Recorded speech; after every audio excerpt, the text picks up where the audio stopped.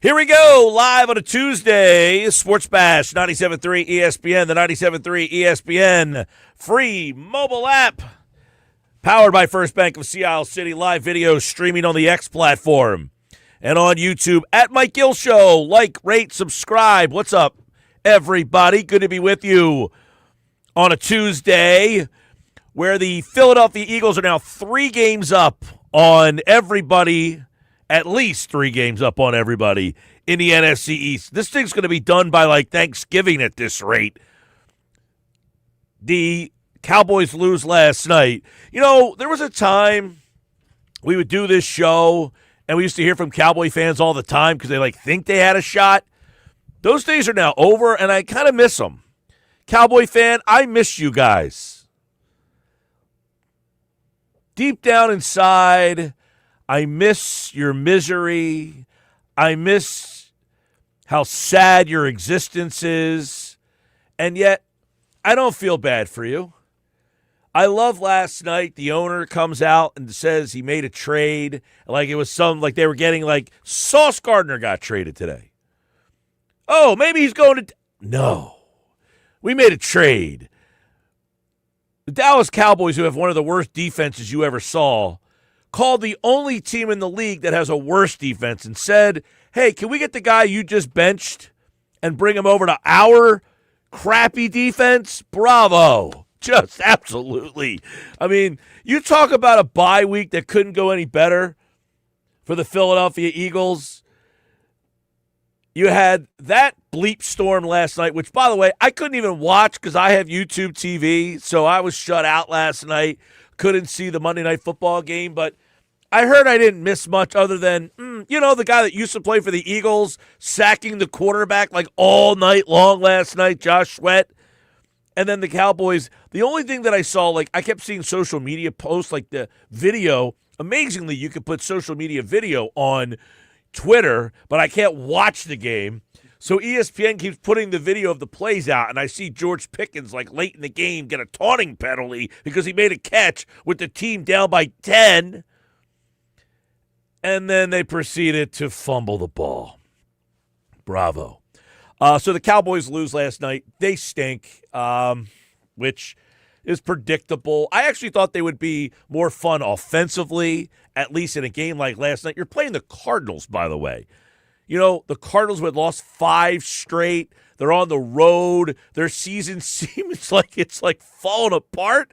And it's hey, the Cowboys are on our schedule. Here we go. This is just what the doctor ordered. Put us to an irrelevant team that everybody talks about for some reason. But we're not going to talk about them anymore. They're 3-5-1. They are 3 games back in the NFC East. The Commanders 3 in the win column, 4 in the loss column behind Philadelphia, and the Giants are 7. So the Eagles come out of the bye week. Everybody in their division lost, and they made a trade. They got Jalen Phillips. Let's hear from Jalen Phillips a little bit here. He was run down at the airport by Johnny Airport yesterday as he got off the plane coming to Philadelphia, and John Clark from NBC Sports Philadelphia caught up with Jalen Phillips and said this about the Philadelphia Eagles, the team he got traded to.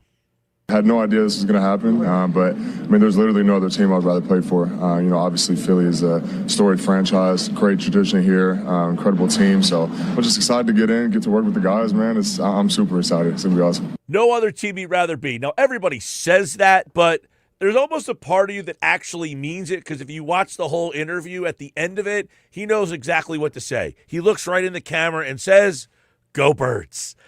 He literally got off the airplane and knew right away what everybody wanted to hear. But he also knows the defensive coordinator here. He played for Vic Fangio in Miami, and it was a weird situation in Miami where you had the secondary it was almost like a civil war battle between the secondary of the Miami Dolphins. There was players who just did not want to play for Vic Fangio. And then you had Jalen Phillips, who respected Fangio, liked playing for Fangio, and now reunited, and it feels so good. Here's Jalen Phillips.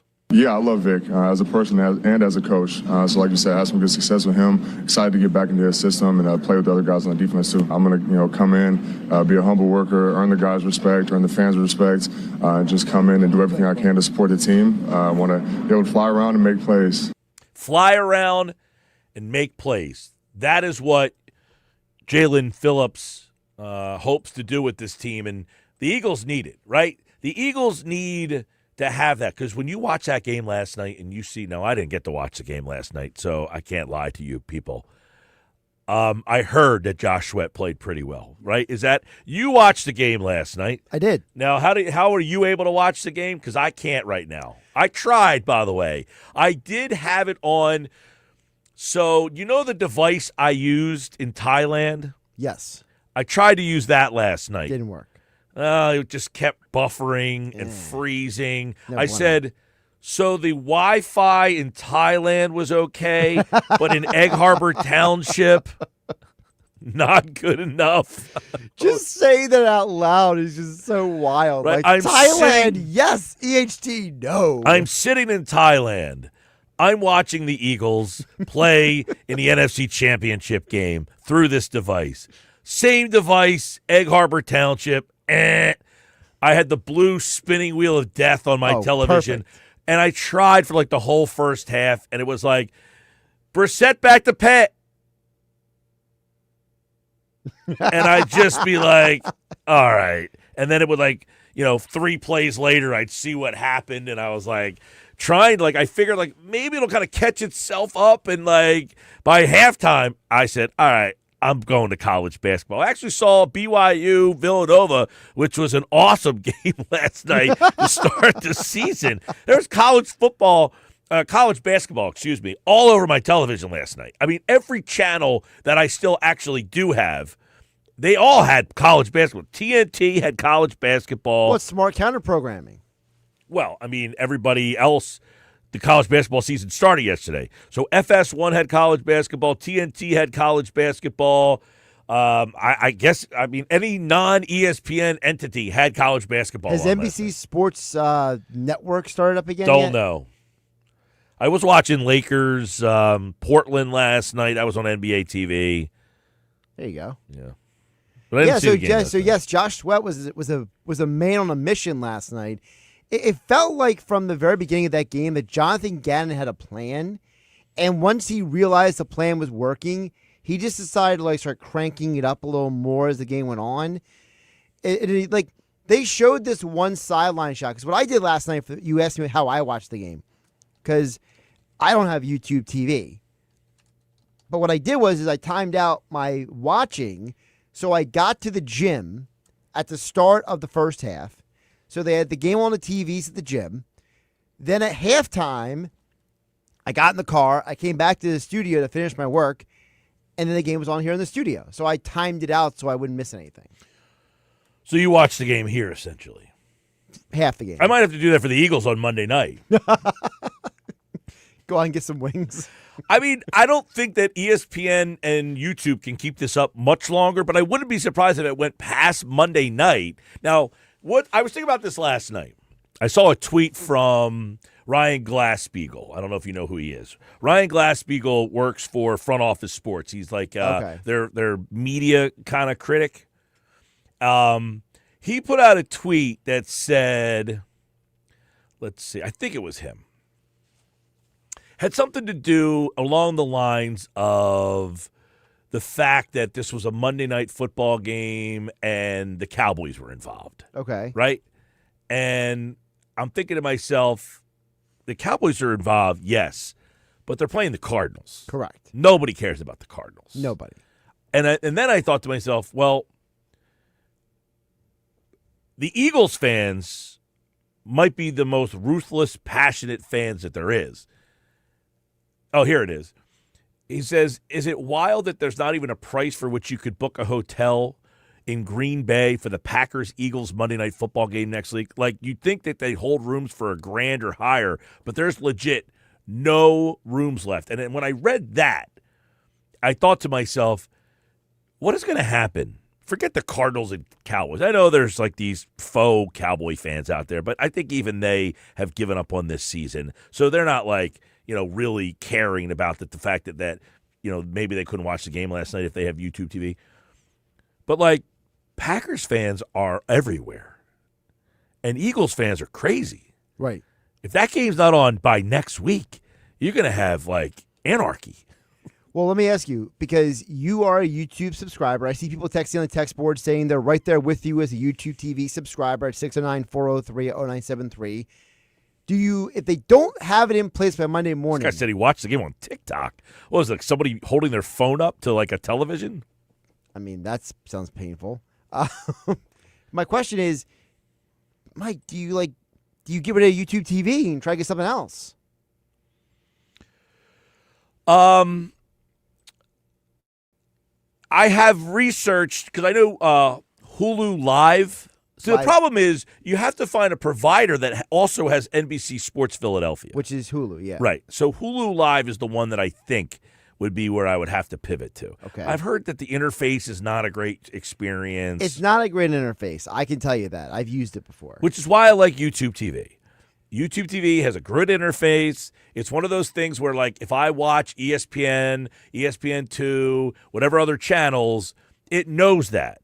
So it puts the channels in the order that I use them in. So that's how your guide is set. Right. Your guide is set based on your viewing habits. So it's not like in order of number. There are no numbers. So it's not like 3, 4, 5, like 3 CBS, 4 NBC. Well, it's not NBC anymore. It used to be. 5 Fox, 6 ABC, 7 is whatever. Right. That's the Xfinity model. Correct. This guide goes in the pattern of how you watch stuff. So like ESPN would be my number 1, ESPN2 might be my number 2, NBC Philadelphia might be 3rd, and then so on and so forth down the line. That's where I will probably have to figure out what I would do at that time. Now, some people say, why don't you just go back to cable? Which really is high on my list of things to do. It's just the whole process of going back to cable is a pain in the ass now. Exactly. Now, what's cable running these days? It's still as expensive as ever. Like, you would think cable would have said, you know what, everyone's leaving. We actually have the best product. Why don't we try to combat everybody leaving? Because we actually have a better product than everybody else. True. The problem with the product was it got so expensive that people just had to leave. And it was like, all right, YouTube TV is providing a similar service that you're providing, but it was way cheaper. The problem became YouTube TV became similar in price to Comcast cable. Exactly. And now you mentioned the NBC Sports Philadelphia conundrum. Fubo TV, for example, does not have any of the NBC regional networks on there. So they would be out. They'd be completely out for you. And then a couple of those streaming services, they don't have any regional sports networks. They have like ESPN, but they don't have the regional sports network. So you're really limited in your options. Now, there's a side option you could do, which is, I think it's like $25.99 a month. If you sign up for Peacock, you can get all the NBC Sports Philadelphia channels on there for like, I mean, it's either $28 or $25.99 a month. Would you consider that? No. You're out on that. Well, I mean, because if I do that, I might as well just keep YouTube TV and then get the ESPN. See, I have ESPN Plus. This is what's infuriating. Mm-hmm. I actually have ESPN Plus. Right. But you don't have ESPN All Access. Correct. So last night I go to my ESPN Plus, and they offer the game. So I click on it, and then it says, what is your provider? I put YouTube TV. It says, sorry, you cannot have this. Right. So why don't you just tell me to go bleep myself? Right. Don't give me the option to click on it. Just say, this is not available on this platform. Well, but why would it not be available? I pay for ESPN Plus. So how does ESPN have an ESPN Plus app and this all access? Because it's like tiers. Like, so you're paying for tiers. It's like how someone could pay. I don't even know what I pay for ESPN Plus. I don't even remember ordering it. I can't help you with that. That's a personal problem. But I know that for me, for example, I pay for the without commercials for stuff. So, but there's a tier where you can pay and get commercials, right? Mm-hmm. For something like your Netflix, your Hulu, stuff like that. So, but I pay a little extra to get the tier without the commercials. That's why, like for ESPN, ESPN says, well, you can have ESPN Plus with a certain amount of options, but for all the options, you got to pay extra.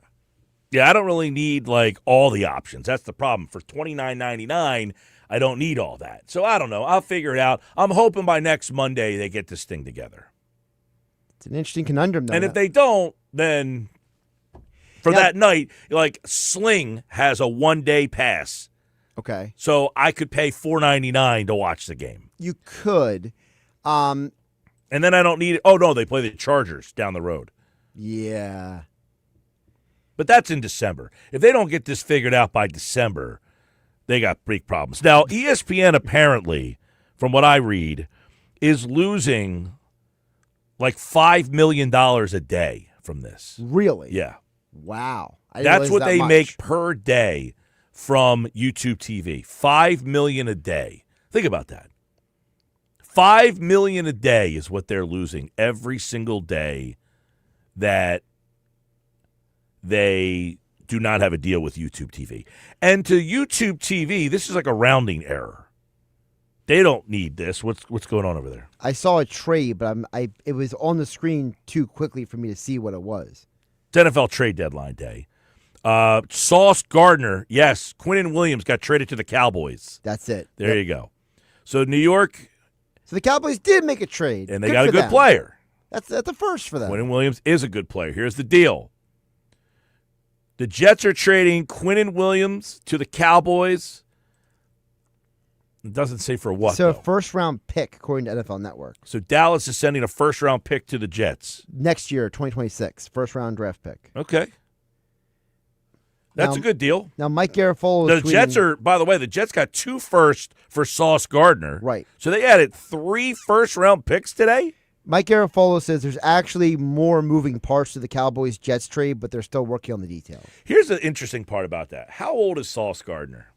I'll pull it up. How old is Quinnen Williams? Like, you're bad so that you can obtain players like that in the draft. Correct. So, well, now I know the Jets. Sauce Gardner's 25. Okay, you got a 25-year-old like elite corner, and you have to trade him because your team stinks.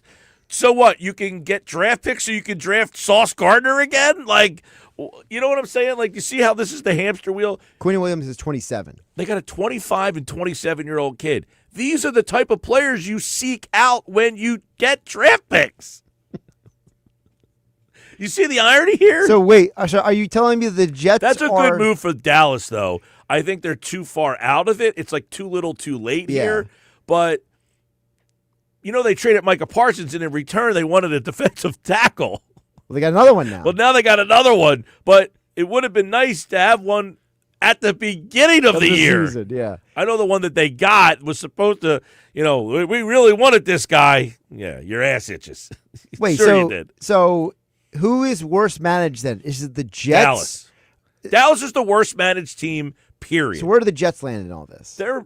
They are down in the bottom 5, but Dallas is the worst run organization in possibly all of sports. It's not debatable. They are so poorly run, and it gets in the way of their success. They have talent.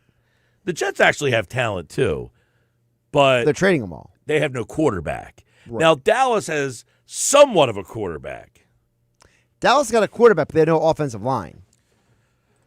They used to have an offensive They line, and used when they to. had the offensive line, they couldn't win. Right. They're just so poorly run. Now, this isn't a terrible trade for them to get a 27-year-old guy in the middle of the line. You know, they could have had Micah Parsons. They could have, yeah. I don't know what Quinnen Williams gets paid. I'll pull it up. A lot of people texted in the different. Options. Yeah, I got to figure this out. People are texting different stuff in about what. Let's see. Cut the cord. I thought about it. I'm paying $151 for Xfinity a month. Yeah. See, that was the thing. I was at because I don't have Xfinity Wi-Fi either. See, I have Xfinity Internet, but I Yeah. got rid of the other two. See, I went into Verizon one day, just random. This is like 2 years ago, and I have Verizon phone. And the guy said, "Hey, do you have Verizon Wi-Fi?" I said, "No." He said, "Here's the box. Take it home with you. Give it a month. If you don't like it, bring it back." I said, all right. He said, if you like it, it's $25 a month for 10 years. But Quinn Williams on a contract for the next 2 years. Then that's a good deal. And he's got a pretty nice cap hit. It's only $8 million this year. It's only $20 million next year. Yeah, that's a good deal then. If That's you got a him for great 2 deal. more years. That's the smartest thing Dallas has done in my lifetime. Exactly. Actually, I was around for the You were around for Jimmy Jerry Johnson? Jimmy Johnson. Yeah. So I have Verizon Internet. for $25 a month for 10 years. Great deal. That was the deal that we got locked into. Now, that's a good deal. Right. So that was the precipice of moving on and cutting the cable because I didn't need Comcast internet anymore. See, I got rid of – so I used to have the triple play. Everybody did. But then I was like, this is getting more and more and more expensive. And I used to do the whole thing years ago where you kind of manipulate Xfinity, be like, I'm going to get rid of it. Like, oh, we'll offer you a new offer deal. Well, they It never worked for me. Like, I would call them and be like, yeah, I don't like my bill, blah, blah, blah. What can you do? And they would just, like, laugh at me. I've heard other people be like, oh, I call them all the time. And, I tell them I'm paying this. And like, okay. I walked in there with the box and everything. They didn't even try to keep me. Well, see, that's what happened to me, too. So when I finally cut the cord on Xfinity TV, I showed up with the box and all the stuff, and they were just like, okay, sign here and you're good to go. And I'm thinking, you're not going to try to sell me on anything? Like, what happened to retention services? Yeah, nothing. I literally walked in. I said, hey, I want to cancel my service. They took the bag out of my hand and said, have a nice day. I was like, all right. I was all working myself up, too, like, all right, so this is the day. I mean, this is like, the go to big war. move here. I've been with these guys forever. I'm breaking up. Right. They're going to try to sell me. Nope. Took the bag and said, have a nice day, sir. I mean, it's easier than divorce. Right. Now, because they were so nice when I left, maybe I'll go back. Ooh. I would have to really, it's a whole day, Don't go back though. to the ex-girlfriend. It's a whole Don't. day. It's a whole day of, all right, now I got to go out there. Gotta get the I got box. to get the box. The guy technician got to come out and set it up. All that stuff. I just don't It's feel not like worth going it. through that. Although I think now, doesn't cable have streaming anyway? Like, doesn't cable now have a streaming, They do have a streaming option where you can get, so it's called the X1 platform. by the way, I like this guy's text. What's that? He's onto it. Forget the fact that the Cowboys actually made a smart trade. They should actually be selling. They gave up a first-round pick. He's not wrong. They gave up. Now, Quinn Williams is a pretty good player for Very a good first-round player. pick to get it for a couple extra years. If he was a free agent at the end of the year, Right, if he you was a probably rental. are right. Yeah, but he is right. The Cowboys shouldn't be adding to try to make the playoffs. They should be selling. Hey, the Cowboys look at the NFC and be like, hey, everybody lost this weekend. Maybe we should still stay in it. Well, we're going to do who's in, who's out coming up next. So we'll do that. That kind of leads us into that. What were you going to say? About which thing? The streaming, the X1. Oh, so X1, they have this X1 platform where you basically have it operates as a hub for all of your apps and your subscription services. And then through that, there's Xfinity is one of the apps. Right. Where you can load up the Xfinity channels. Yeah, so you don't need a box. Right, but it's a different service you pay for than the regular cable I payment. might have to look into that one then. That's another option. Now, my buddy had YouTube TV. He already bailed. He already done. Out. Left. I like it. He left after last night, Monday Night Football. He left before the game, before the kickoff. I like to hear that because I got rid of YouTube TV after last football season because the price kept going up. And I was like, I did not leave one price gouger for another price gouger. Now, Mosher just texted us. Says, I don't think the Cowboys made a smart trade at all. They're 3 games behind the division, and they have a terrible secondary. They should be holding on to their first-round picks, not trading for a guy who's already in a second contract. I do agree to what he's saying, that they're out of it. But Quinn Williams is a very good player, and he's not a free agent. Right. He's under And his contract for a year. is manageable. Right. All right. I got to think about that a little bit more. I'm still all heated about the fact that I didn't get to watch the game, although apparently it wasn't a great game. Well, you missed seeing Josh Sweat dominate. Sixers Bulls tonight. Jared McCain is back, baby. I love McCain. I am pumped up for McCain. I think he's going to be a great addition to this team. I don't know who loves McCain more, though. Nuggets might love McCain more than you do. TikTok star Jared McCain back Exactly. tonight. No, I think it's a great fit. McCain is back. Sports Bash Live, 97.3 ESPN.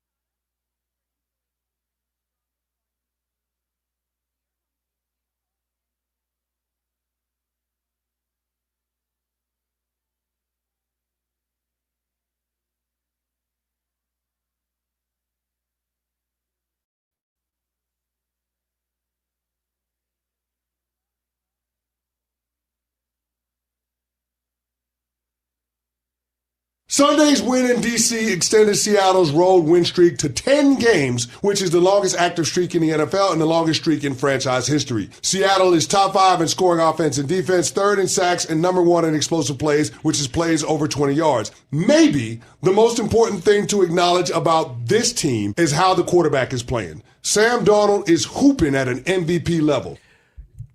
Is Seattle the best team in the NFL? That's what Chris Canty thinks. Are they even the best team in the NFC West? Let's find out.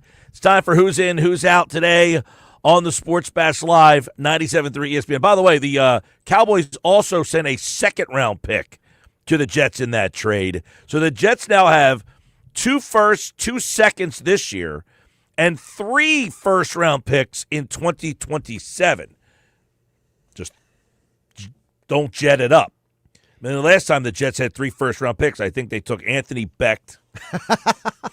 My buddy Anthony was one of them. That was the year. I'm pretty sure they had 3 first-round picks in that draft. Oh, my Just goodness. having 3 doesn't mean you're going to get them all right. Yeah. But, hey, I admire you taking the shot. Take your shot. Hope By the you way, win. Quinnen Williams, $24 million. Micah Parsons got $45 million.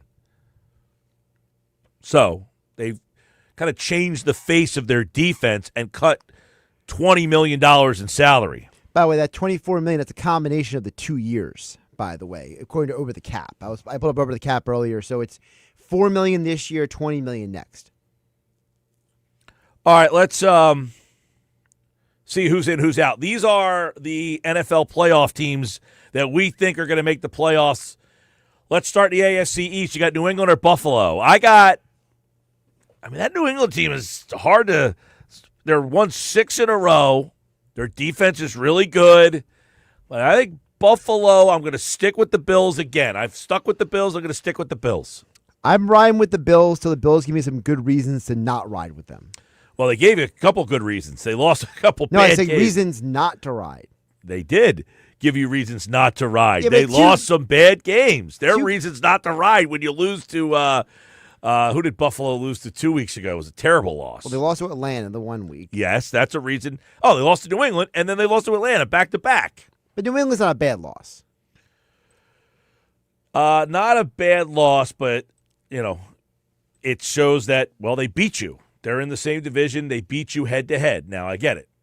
They got to play again, and we'll see. And I got Buffalo. I'm sticking with Buffalo here. Me But too. I think New England's to be taken serious now. I got New England listed as one of my wild card teams, but I don't have to win the division. In the North, last week I went to Baltimore, and everybody kind of looked at me with a little side eye there. Are you joining me? I think that Steelers win kind of like re-solidifies them in that division. Baltimore's 2 back. They got Lamar back. Defense is coming around. True. I'm sticking with the Ravens.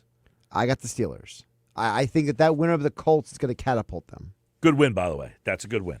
I was impressed. I was like, wow, you went out there and said, we are going to win this game. By the way, did you see the online video of when they played Renegade in the building? Like one of the Colts players looked up like he was scared for his life. I missed that one. Sorry. Come on, Mike. Come on, Mike. AFC South. This one got interesting. Colts with a bad loss. No, it's not a bad loss, but they lose. Jacksonville wins. Yep. And now 1 loss separates the Colts and the Jags. Jags make a trade today? They did. They acquired Jacoby Myers from the Raiders. The Jags beat the Raiders, and then they took their receiver. That's collateral. Colts got Sauce Gardner, though. That's a did. huge trade. Huge trade. I'm going to stick with the Colts, but I'll tell you this. If you have to rely on Daniel Jones, that might not be a good formula for success. No, but if you upgrade your defense with a guy like Sauce Gardner, it might be able to offset some of your other problems. Agree. West. I've been going Denver. Everybody got all warm and fuzzy about the Chiefs. Not me. I'm sticking with Denver. That, to me, is the best team in the AFC West. They've won 6 straight. I got Denver, too. I think Denver's going to win the division. I still like the Chiefs as a playoff team. I got so many questions about the Chiefs. Like, their offensive line is bad.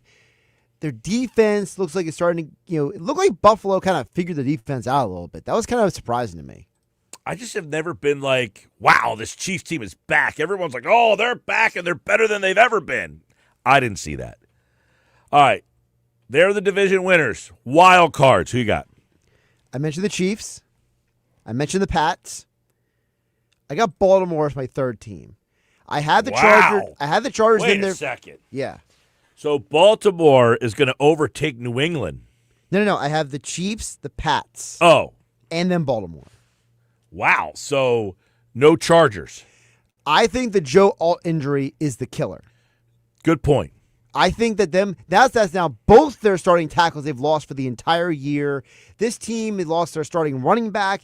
They're losing guys left and right. Remember, Jacksonville beat Kansas City. They did. So they have the tiebreaker over them.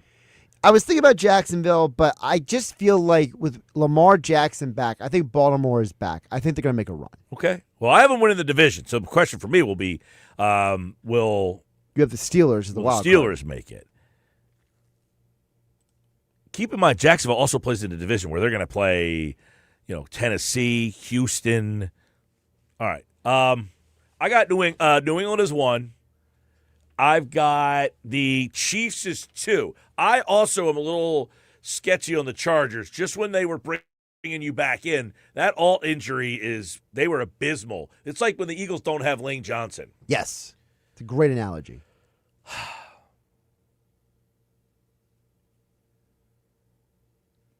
Man, this is a tough one. You're struggling over there. I'm going to go Pittsburgh. Okay. Wild card number 3. Chiefs, Pats, Pittsburgh. All right. No Chargers, no Jags. We actually have almost all the same teams. It's just we swapped who the division winners are. Yeah. All right, let's go to the NFC. I got Philly. Eagles. I got Lions. I've been going Lions. I'm not backing off the Lions. I think they're just a better team than Green Bay. I'm switching to the Lions. I think the Green Bay loss is more of a problem sign than anyone is really putting on. I had Green Bay for weeks winning the division, but that loss to the Carolina showed me that this team is way too young, way too inexperienced. And Mike, I asked you the question last week, and I'll ask it again. Are we starting to question Matt LaFleur as a head coach? No, I just don't think they're that. I don't think they're good enough. I think he's a good head coach. It's elevating a team that's just not as what everybody thinks they are. So you think he is making them actually? So like the Packers right now are 5-2-1. What wide receiver worries you? None. Exactly. And now no Tucker Kraft for the rest of the year. But so my point all along has been they don't have a weapon that worries you. So why do people think this team was a Super Bowl team? Who worries you on that team?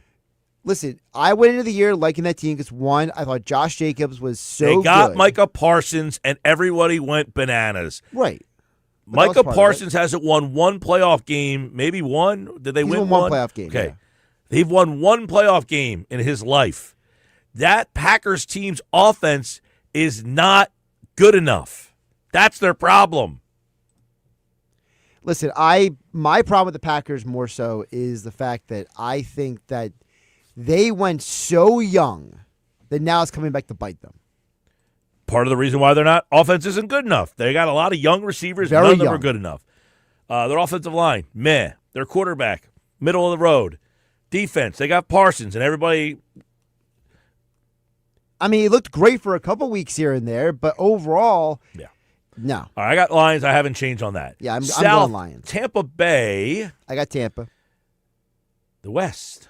Seattle, Rams, Niners. I went with them last week. I'm going with them again. I had San Francisco as my West division for weeks. I took San Francisco out.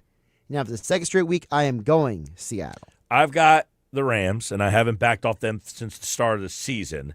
So I'm sticking with the Rams, although I think Seattle is jumping in as one of my wild cards. Okay. 2 more.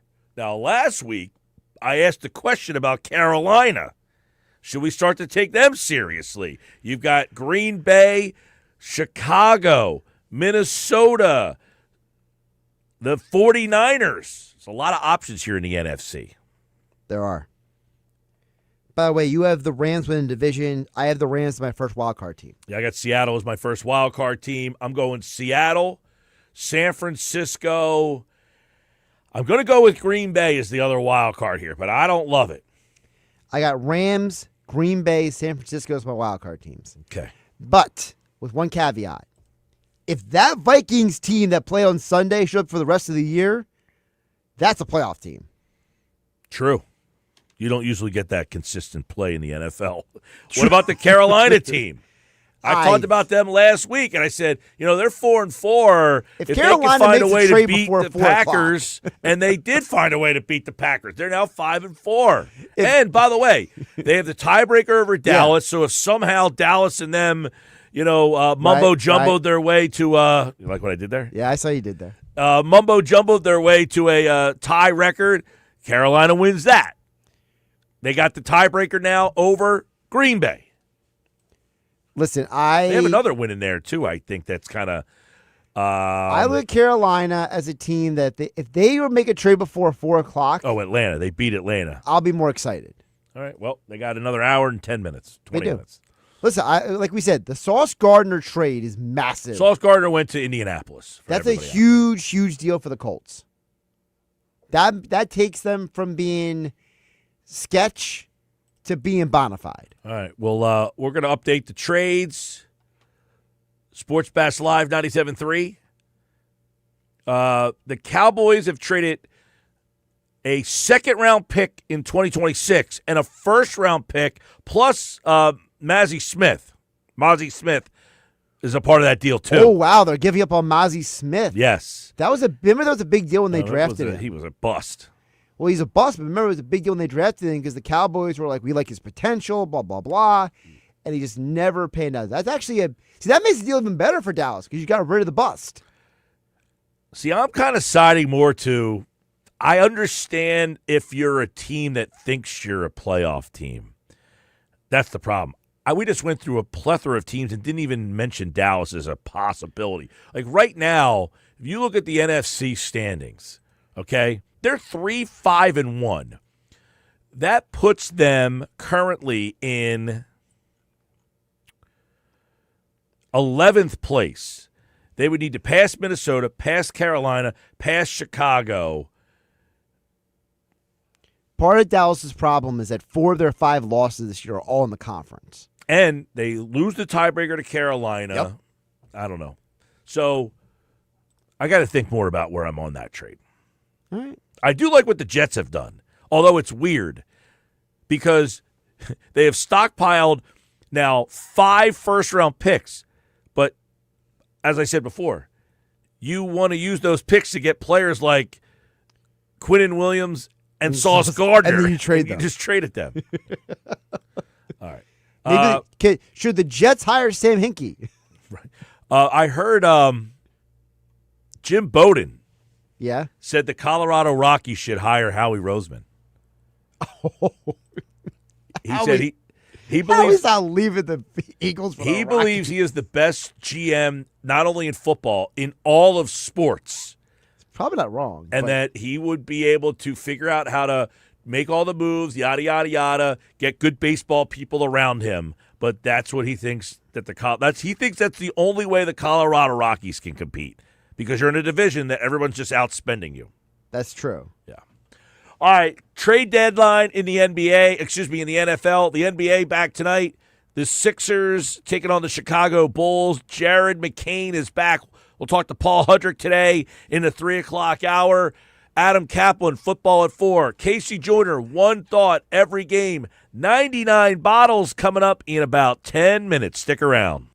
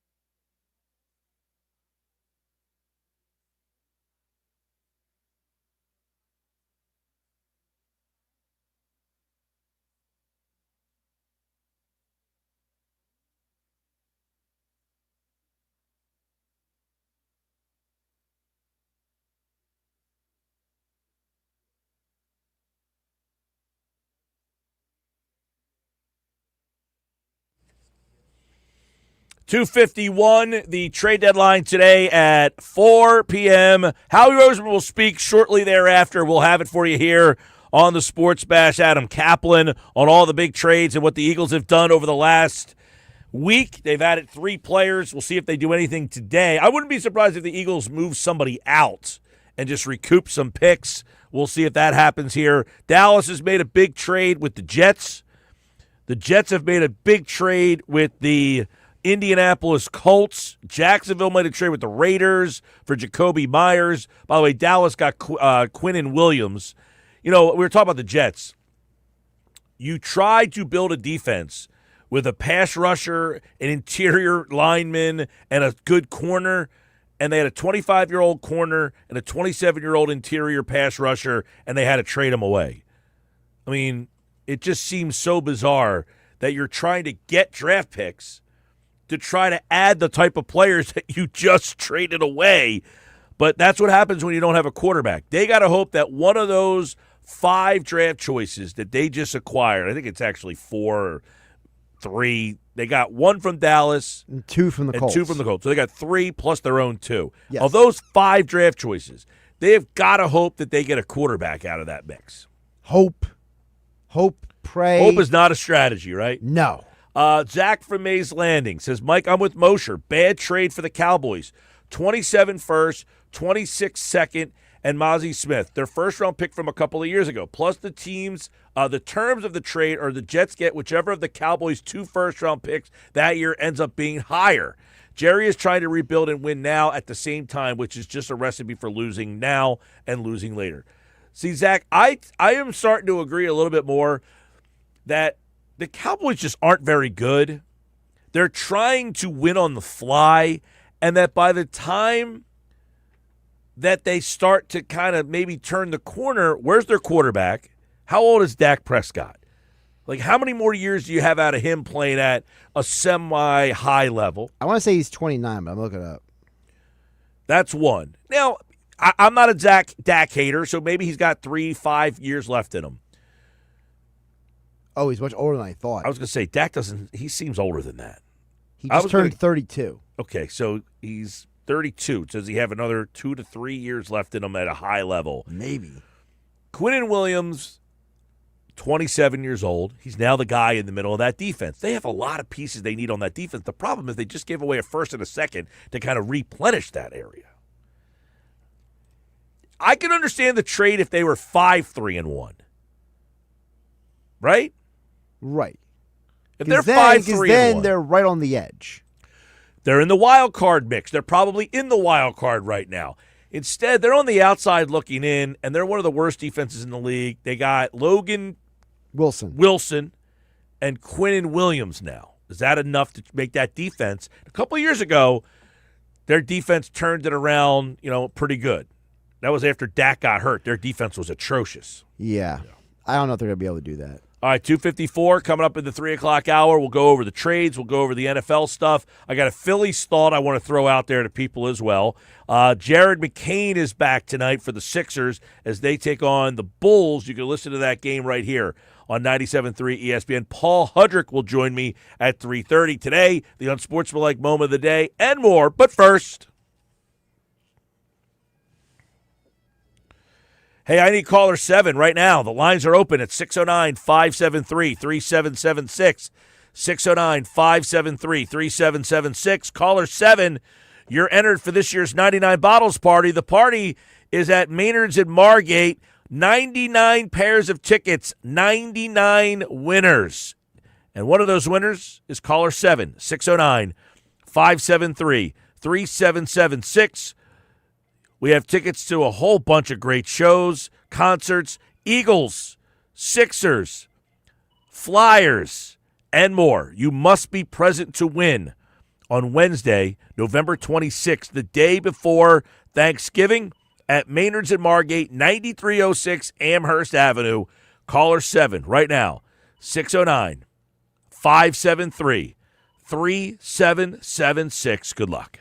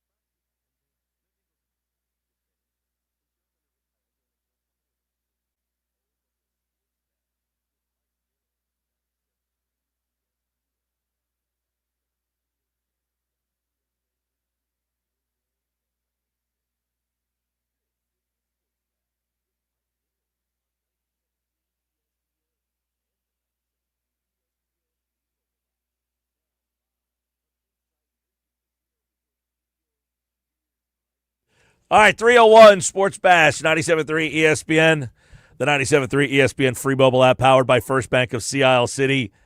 Live video streaming on the X platform, YouTube, at Mike Gill Show. Subscribe. Be a part of the show.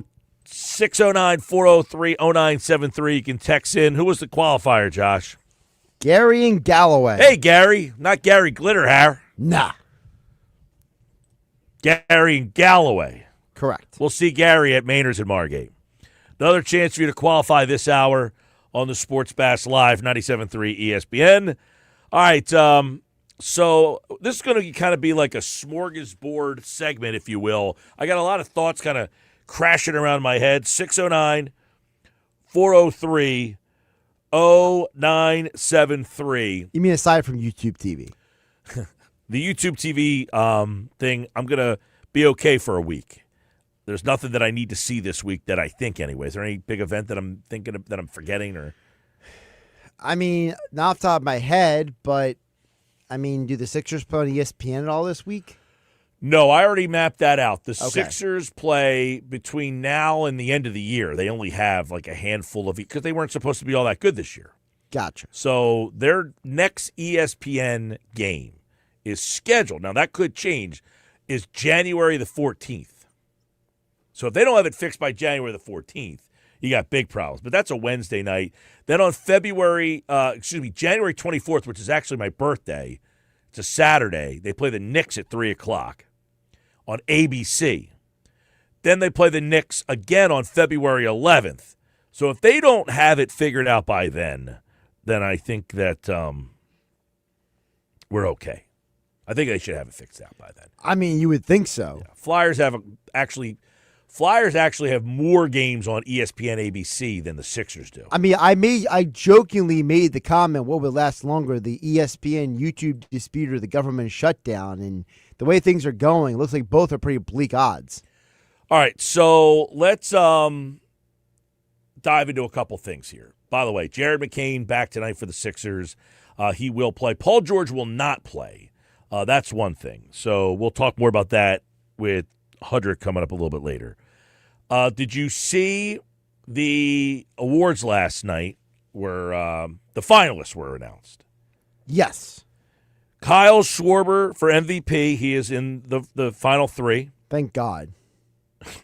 Thank God. My life would be over if not. Well, it's just I hate the way some of these voting goes sometimes. Like the things that people value sometimes just drive me nuts. Okay. Christopher Sanchez, I was pleasantly surprised by that. finalist. Rob Thompson, NL Manager of the Year finalist. I was shocked by that. Not because I'm anti-Rob Thompson, but I feel like, people don't always give like the manager on a really good team always the credit they deserve. Right. Sometimes it's like, well, you only won because of the players. Well, everybody's saying, the one thing of the three finals were Terry Francona, Rob Thompson, and Pat Murphy. And then the response was that Dave Roberts beat all three of them. Right. So which Dave Roberts would not be up for Manager of the Year because they won the World Series and they were the wild card team, which means that you underachieved in the regular season. That's exactly why you're not up for Manager of the Year. But Rob Thompson, Pat Murphy, and Terry Francona. Now, I would think Francona would be the guy. He got that Reds team to the playoffs. Right. I'm thinking Francona's probably going to get that nod. Yeah. So, I thought, though, I said, there's two things here. Rob Thompson is a finalist for Manager of the Year. Now, most people, not most people, there's a majority, a vocal population that thinks Rob Thompson is the worst. Correct. So what does him finishing as a finalist for the best say? What is the messaging there? The messaging, I found it to be, I can see people who think Thompson's the worst, and then he's up for being one of the three best in the game. Can only go, a couple of ways here. Either I hate baseball writers, or I hate the internet. Those are not any of the three things that I was going to come up with. But one is people who hate Rob Thompson and think he's horrible and doesn't do anything. We get the Rob Zombie guy that texts in all the time. All the time. And people who just don't like Thompson and think he's awful. What does it say that he is perceived to be one of the 3 best managers in the National League? So it either is, I was thinking about this last night, like how is this presented now? Is one, maybe the manager doesn't do as much as I thought they do. Like, man, Mike Gill's been talking about this for the last couple of years. And I will say this. Now, David Sampson was on our show about 2 years ago and told us about this. So then I followed up on it, and I started asking people that cover baseball around the league. And a lot of people were like, oh, yeah, like that's pretty well known that, you know. But then Sampson was on his podcast last week. This was in the World Series. Actually, it was Game 5 of... It was after Game 7 of the Blue Jays. Oh, the ALCS. And it was the episode he talked about the Expos documentary. Correct. So here's what Dave Sampson said at the end of that series. I want to remind everyone, decisions about your bullpen usage are discussed before the game starts.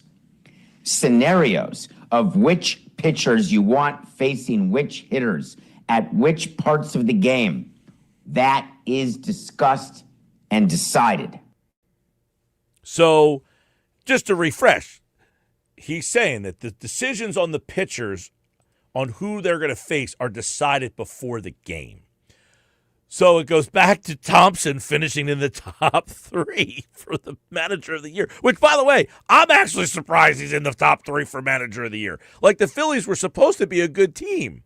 So are you saying by him being in the top 3, is the messaging there that Thompson took a team further in the regular season than they thought they would be? Something? Yeah, so if they didn't have Thompson, they only win 88? Right, like Thompson's now. Bob Wankel and I do a new podcast, which everybody can check out. It's called Now Batting for the Phillies. It's on all podcasting platforms, and all you right, can Dan check Baker. that out. That's exactly where it came from. And Bob had said that he thinks that Thompson did a really good job with the roster that he was given. Okay. Like, managing platoons is not an easy thing to do. Right. And that by that premise, he felt that, hey, managing all these different platoons every day, yada, yada, yada. They got 96 wins.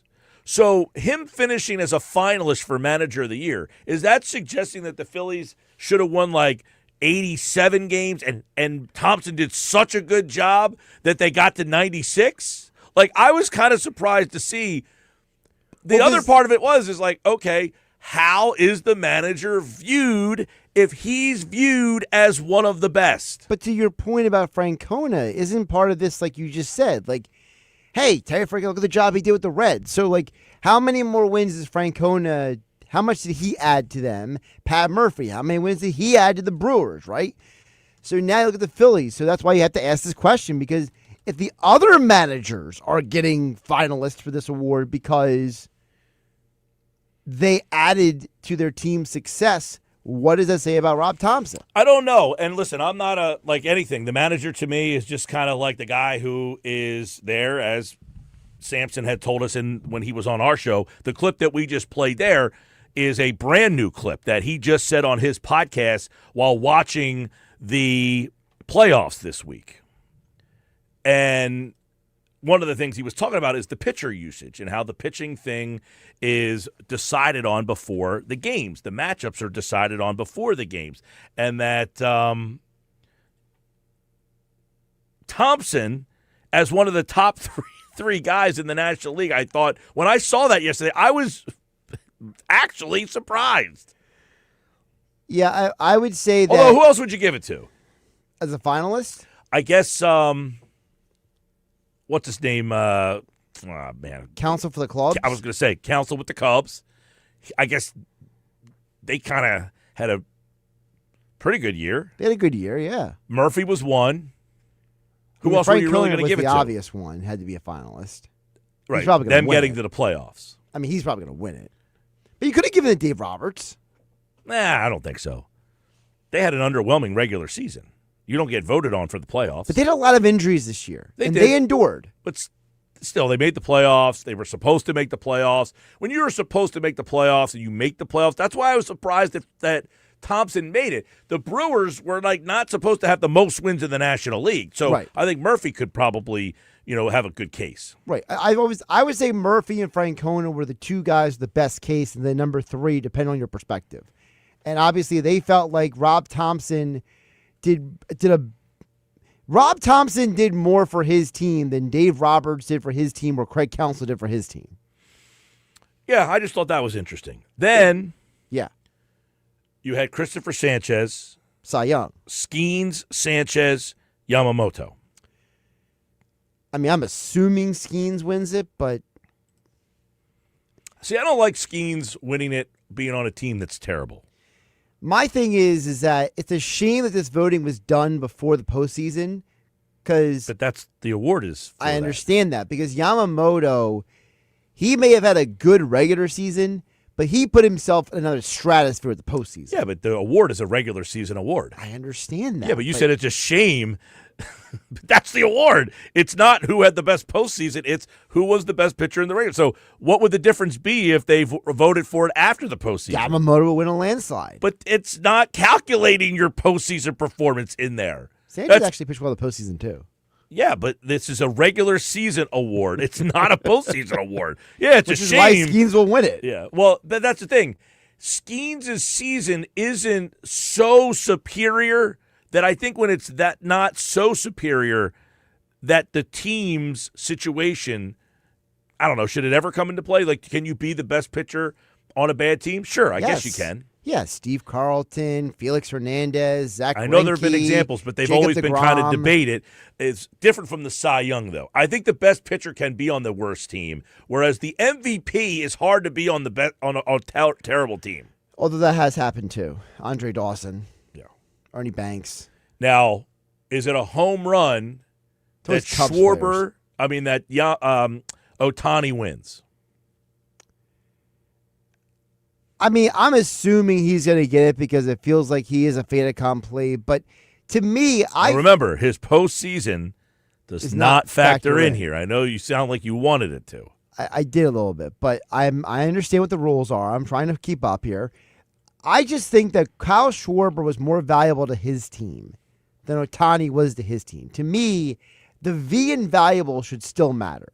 It's like the whole James Harden argument years ago, him versus Russell Westbrook years ago. So you got Ohtani and Schwarber, 56 homers to 55. Right? 132 RBI to 102. 340 total bases to 380. 108 walks to 109. Schwarber struck out 197, Ohtani 187. Okay. Schwarber 10 stolen bases, Ohtani 20. Got it. On base percentage, Schwarber 365, Ohtani 392. So that's a pretty big gap there. Big gap. Slugging, 563 for Schwarber, 622 for Ohtani. All right. OPS, 928 to 1,014 for Ohtani. WAR, Schwarber, 4.7, Ohtani, 6.6. The batting average, Ohtani, 82 points higher than Schwarber. So essentially across the board, he's higher in every category except for home runs and RBI. So I don't know how you want to kind of judge that. It seems like Ohtani is slightly better than Schwarber this season. Now, will the fatigue factor come in here? Because I think Soto's got no shot. But again, for me, part of this, Mike, goes back to the reality that I'm not saying Ohtani didn't have a great year, but if you take Ohtani off the Dodgers, are they winning that many less games? You take Schwarber off the Phillies, they're not a playoff team. Yeah, I would agree that if you took Schwarber off the Phillies, they would be hanging out with the Marlins. Exactly. And now, I would say after watching these playoffs, do you feel any differently that like the Dodgers would be different without Ohtani? I think you do. Sure. I think if you factor in the postseason, you realize that the other guys really did step up in the postseason run. Soto was the other finalist, by the way. which is kind of funny because 263, 43 homers, 105 RBI. He did have a 6.2 WAR, which is better than Schwarber's. I mean, he didn't even make the postseason, so. Nope. I don't know. I guess there's not really a really good third candidate out there. Pete Crow Armstrong was your guy, by the way. Yeah. He had a 6 WAR, but 247, 31 homers, 95 RBI. He kind of fell off in the second half. He did. His second half was very His on-base mediocre. percentage was 287. Awful. That's really bad. Well, his second half, he just dropped off the face of the earth. Yeah. I know you liked him at the I did. I liked him at the All-Star break. He was a guy I thought was an MVP candidate. And then he said, Josh, hold my beer. I'm going to make this really look you bad. Make you look bad, I mean. Absolutely. All right. So Philly's thought. While we're talking a little baseball, there's the stuff that's out there. I think the Phillies need to bring back Walker Buehler. Okay. I'm interested. This isn't like this is going to help them win the World Series, but I'm just saying, thinking about what the Dodgers did with their starting pitchers and going to the bullpen and having that level of guy. Starting pitchers and bullpen arms are different. You know, we talked about this before. A lot of these bullpen arms are like two-pitch pitchers, and that's why they go to the bullpen. They're not as good generally. Right. The Dodgers starting pitchers, you were bringing in guys out of the bullpen who were just throwing nasty stuff. And these are guys who are, Sheehan is a starter. They moved him to the pen because they didn't have any room for him. When push got to shove, Yamamoto came in. Glasnow came in. Snell came in the biggest of biggest games. I think you bring a guy like Walker Buehler back. Maybe he's your fourth or fifth starter during the regular season. And then in the playoffs, he goes into some of those higher leverage. I still wanted to see Buehler in that sixth inning over David Robertson. Like, to me, Walker Buehler won a World Series. He won a game pitching as a starter. Then he came back and closed the game-winning game out, the deciding game. But he has the moxie and the ability to bounce back. You know, we talk about all the time. Some of these guys have never pitched out of the bullpen before. Can they do it? The Dodgers guys said, yes, we can do it. Yamamoto came out of the bullpen multiple times. Glasnow out of the pen multiple times. Buehler's a guy who's now shown I can pitch out of the pen. Bring him back. I think you could probably throw him as the fifth starter if you need to. I do not need to see Taijuan Walker eating up innings in my starting rotation again next year. But the problem is, did them not using Walker in big situations give you a tell that they don't value him as much as you do? Buehler. Yeah. Oh, yeah. I'm a little confused as to why he didn't throw one inning in the play. No, he didn't throw a single pitch. I'm a little confused as to why they felt that he was not even an option. And that's why I'm saying, like, I like your premise, but apparently you and I feel very differently about Walker Buehler versus the Phillies. But my question is, based on what we saw in these playoffs, do the Phillies say to themselves, you know what? We made a mistake. We made a mistake by depending on our bullpen guys. Moving forward, we're going to get some starting pitchers and move them and utilize our starters in the bullpen. They did not do that.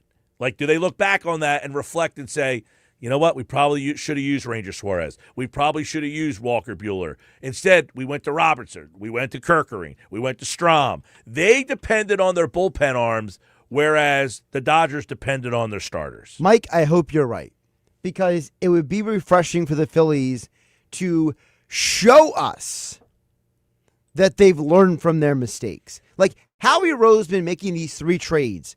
He said, hey, I made a mistake. I thought our defense was good enough. I'm not going to go in not 1, not 2, but 3 trades to improve this team. There's never been a point in the Dave Dombrowski era where he has made multiple moves and he's not verbally admitting he made a mistake, but through his actions, he's showing you he's trying to rectify a mistake. Yeah, I mean, we'll see, because we're talking to Adam Caplan about this coming up at 4 o'clock today. Is Ringo still your best option on the outside there? Right? They made a trade to get Jair Alexander. Is he even better than Ringo?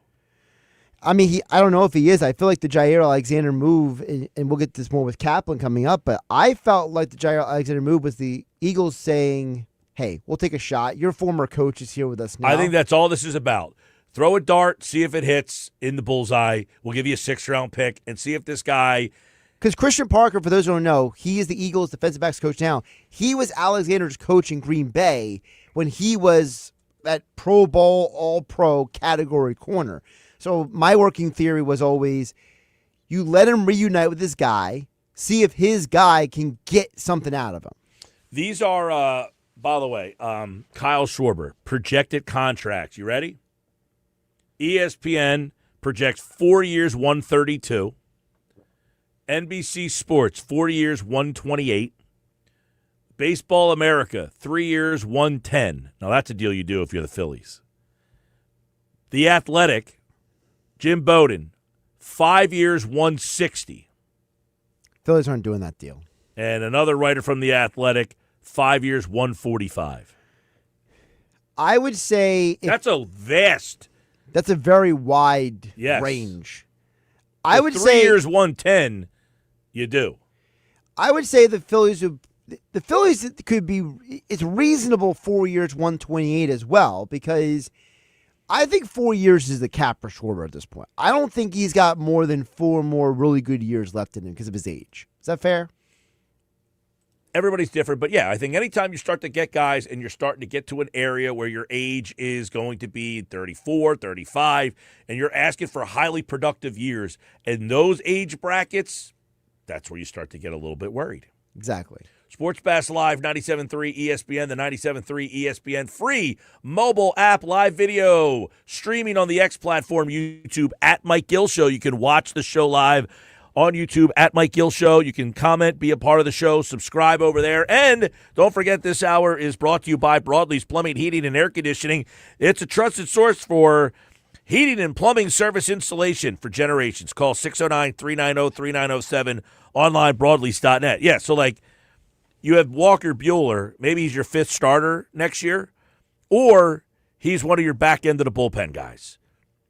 Because I think he showed me enough coming out of the bullpen in the small time that he was here that he's got enough good stuff. He's not a 2-pitch pitcher. Right. He's got enough stuff that he can mix it up. He can pitch multiple innings if you need it. That was a big factor. Sasaki pitching multiple innings.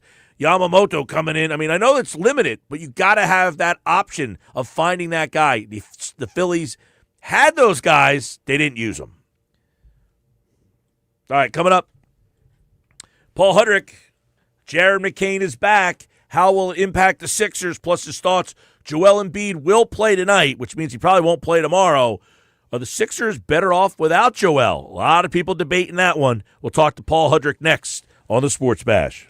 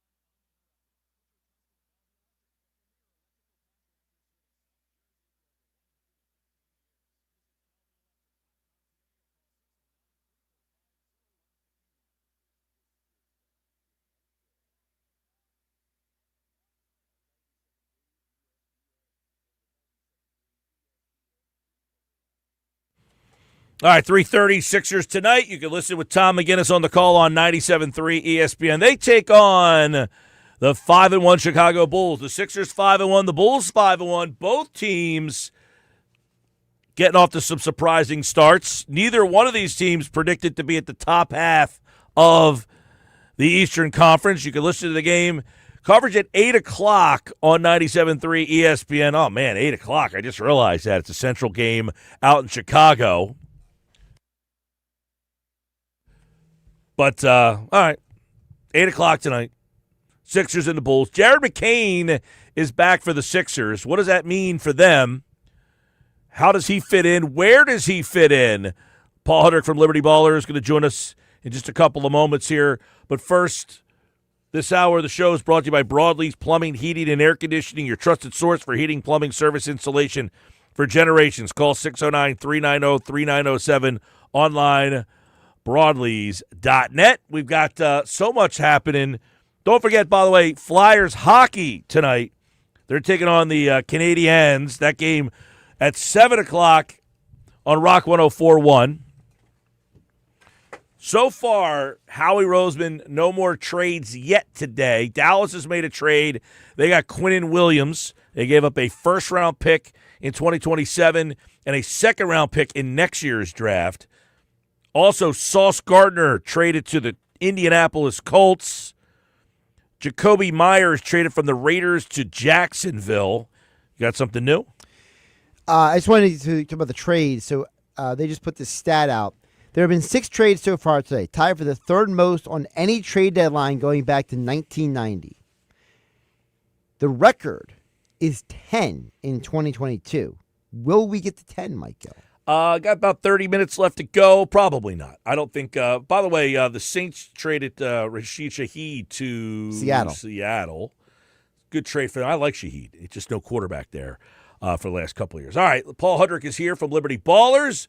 He joins us now on the Sports Bash Live 97.3 ESPN as the 76ers get a new piece back to the lineup tonight. Jared McCain is going to go. He'll play tonight. And let's start with Jared McCain because, Paul, interesting piece here. They have a very guard-heavy team already. 3 guys playing a lot of minutes there. Jared McCain is back. What kind of impact do you envision McCain bringing to a team that has gotten off to a good start, averaging 127 a night? I tweeted this out.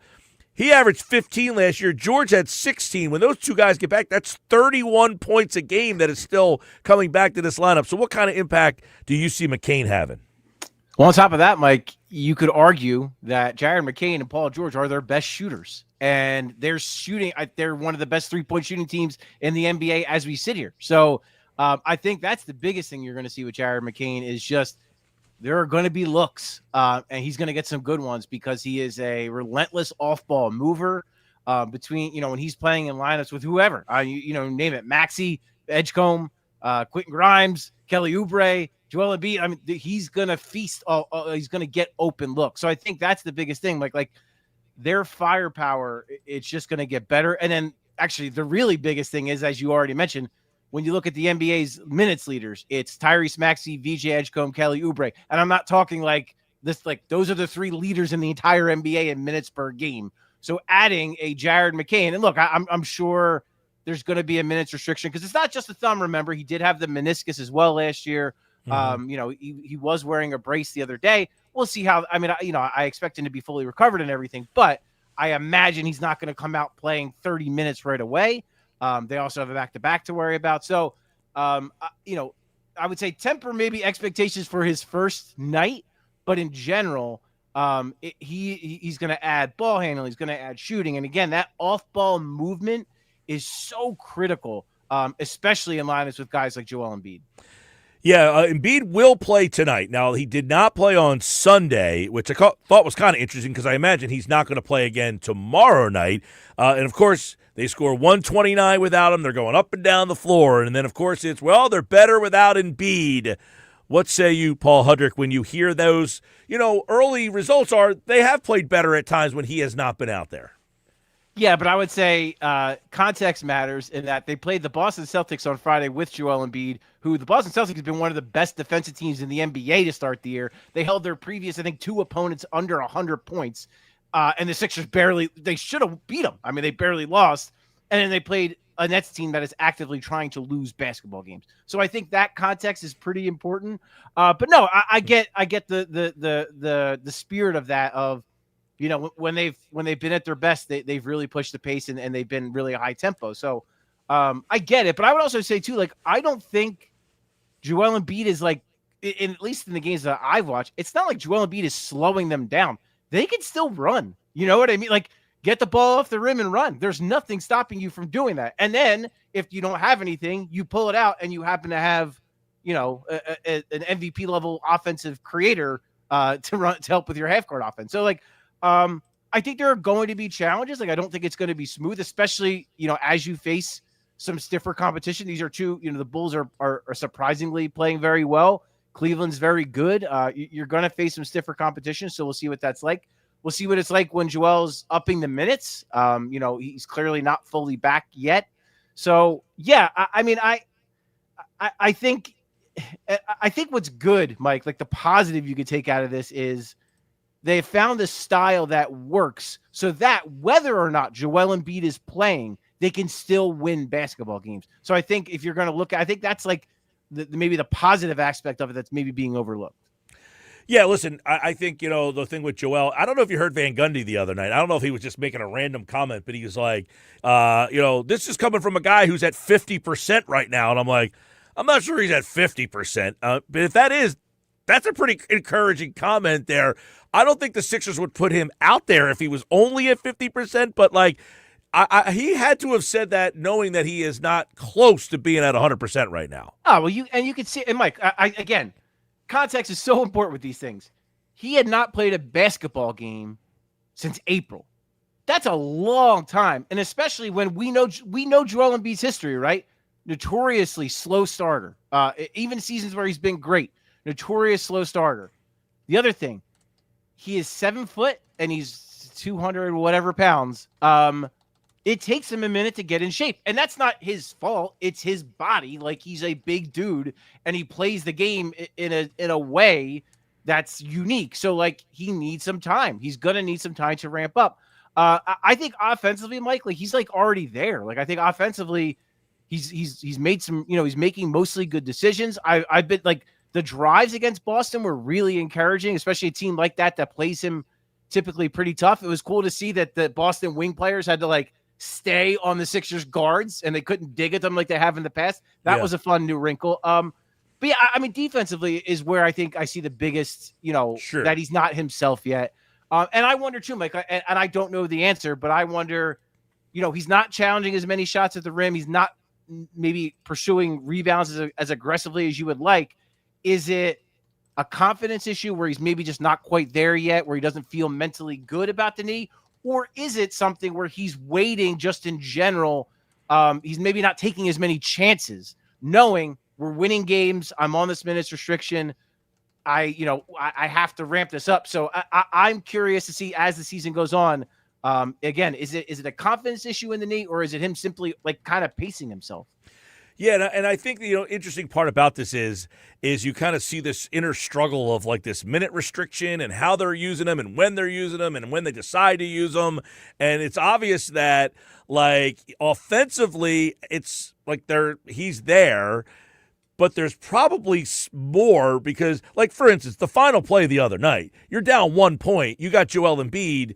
You would like to see maybe Joel get a touch in the paint, get himself fouled, go to the line, make a pair. You win that game against Boston. Instead, this is where the offense is changing now to try to center around Maxey. Now, that play didn't work either because Grimes kind of, I think, paranoid. I don't know what happened to there in that last play. But that's a play where I think, like, maybe old school Joel gets it on the block, gets himself fouled, gets to the line, hits a pair, and they win the game. They're not ready to kind of use him down in that role yet. So it's still like, it almost like I like, though, that they made the offense that is not centered around him having to be out there. Whereas in the past, when he goes out, the whole thing falls apart because the other guy can't do what he does.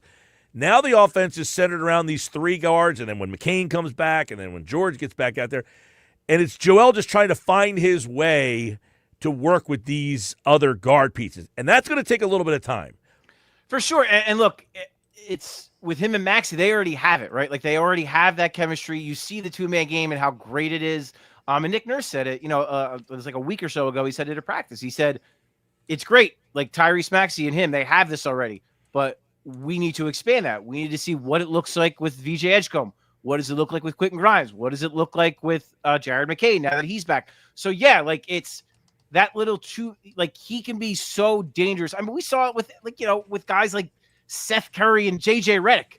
With respect to those guys, they weren't VJ Edgecombe, Jared McCain, Paul George. Like they weren't those types of players. So like it adds a new interesting dynamic. So I do think that's a part of it, Mike. Like it's Nick Nurse, it's the team, it's Joel all trying to figure out where it kind of all makes sense. But yeah, again, I view it as like this is a positive because normally it's, well, what do you do when Joel Embiid is out of the lineup? Everything falls apart. Now it's almost the opposite. Like everything's working. So like, how does Joel fit? I think that's a much easier problem to figure out than the other way around. And yeah, I mean, you alluded to the last plays of the game. They ran that first out of bounds where Maxey had that play. He does that, where he runs up from the backcourt and Embiid takes the handoff. Like that's a really successful play that they've run in the past. And then the last play was supposed to be Edgecombe and Maxey in an action where Edgecombe was supposed to go to the rim and it just kind of didn't work out. And again, you got to give credit to Boston for being a really good defensive team and defending it well. And I do agree. Grimes probably panicked a little bit on that play, but yeah, you're not in a place, I don't think, where you have to, but again, I think it's a good thing where you don't have to rely on Joel Embiid to take that last shot or be on the block all the time. By the way, Joel averaging 22 minutes a game. He's got 17 points a night. So it's obvious that he is still a factor on the offensive end. When those, I was talking about, I don't know if I brought it. Somebody asked me how many points a game I thought Joel was going to score this year. I said, well, I can't answer that question. I don't know when this, right? I don't know when this minute restriction is going to end. Like, if he's playing 22 minutes a game for how many games? 20? 40? Right, because even that 17 number is skewed by the first game where he was terrible. Since then, he scored like 20 points in every game that he's played. Right, like so at the end of the day, like if his minutes go up to like 33, I don't know. I mean, can he get himself to 25 points? That would be unbelievable, by the way, if he can get himself to like 25 points a game. There's people saying he's washed. I mean, people are like, this guy's washed. I said, he's scoring like a point a minute for a guy who's washed. Yeah. You're scoring a point a minute? Like, are you kidding me? And too, Mike, I would say this because I touched on the defense, but if you watch that Celtics game, he had moments. It wasn't consistent, but there were moments where you're like, oh, okay, like maybe that's coming out a little bit, like the Derek White chase down block. That's a hell of a play for anybody, let alone Joel Embiid in this context. So like, yeah, and like I think we all just have such short memories. Like before this latest injury happened, he was averaging a point a minute. He was going to be the first player in NBA history to average over a point a minute since like Wilt Chamberlain in the 60s. Like it's still there. The guy is still incredibly talented. It is just a matter of how physically, and again, it's no one knows how much of it's rust, how much of it is the knee itself, how much of it is him maybe holding back. It maybe is all a factor, but we don't know, and we probably won't know for a while. And I wonder the fact that the team is playing well without him, can he just say, all right, I'll take my time, or they can allow him to take his time a little bit more because the necessity of needing him right now is not imperative. Right. No, and I do. I think, he's already expressed some frustrations with the minutes restriction thing, but at the same time, good for the team for saying, well, too bad. Like we want you to be healthy in April. We want to do this the right way. We all agreed to this path. So let's keep following it. But I would say too, like for the people that kind of, are the detractors of Joel Embiid, isn't that what you want? Don't you want him to be out there saying like, no, I want to play. This sucks. I don't want to be on a minutes restriction. I want to play full load of minutes. I want to help the team win. Isn't that what you want from this guy? So like, it's a weird kind of dichotomy there, but no, to your point, like, yeah, if they keep winning games like this and these guys keep playing well and you're getting Jared McCain back, you're going to get a Paul George back. It just does. It affords you the ability to really let him take his time and find himself and not force it. Yep. By the way, Embiid will play tonight. We'll see. I don't know when this minute restriction is going to come off for him, but we'll see. But they will get McCain back. And then Paul George. I mean, do we anticipate that he could possibly be in play for Saturday, sometime next week? But I will say this. I had no expectation or excitement for George, I'm starting to change. I almost am feeling now as if, like, maybe Paul's sitting around watching this team play well and thinking, all right, this team looks pretty good. I can help this team. Because he doesn't seem like a me-first kind of guy. He kind of feels like, and it's almost, Paul, we're going to pay you the same amount of money just to be the fifth guy. Is that okay with you? Just score 16 a game again. That's fine. Play really good defense. Catch and shoot. Shoot 38% from three. And I feel like if they're missing that guy right there consistently, like Jabari Walker, Dominic Barlow. Those guys are cool, and they're playing hard, and they're doing a good job. But I think if you have Paul George being Paul George, even the Paul George you got at times last year, that might take this team to another level. Well, Paul George signed here expecting to be, at best, the third option, right? I mean, he signed to a team that had a former MVP and the NBA's most improved player on the roster already.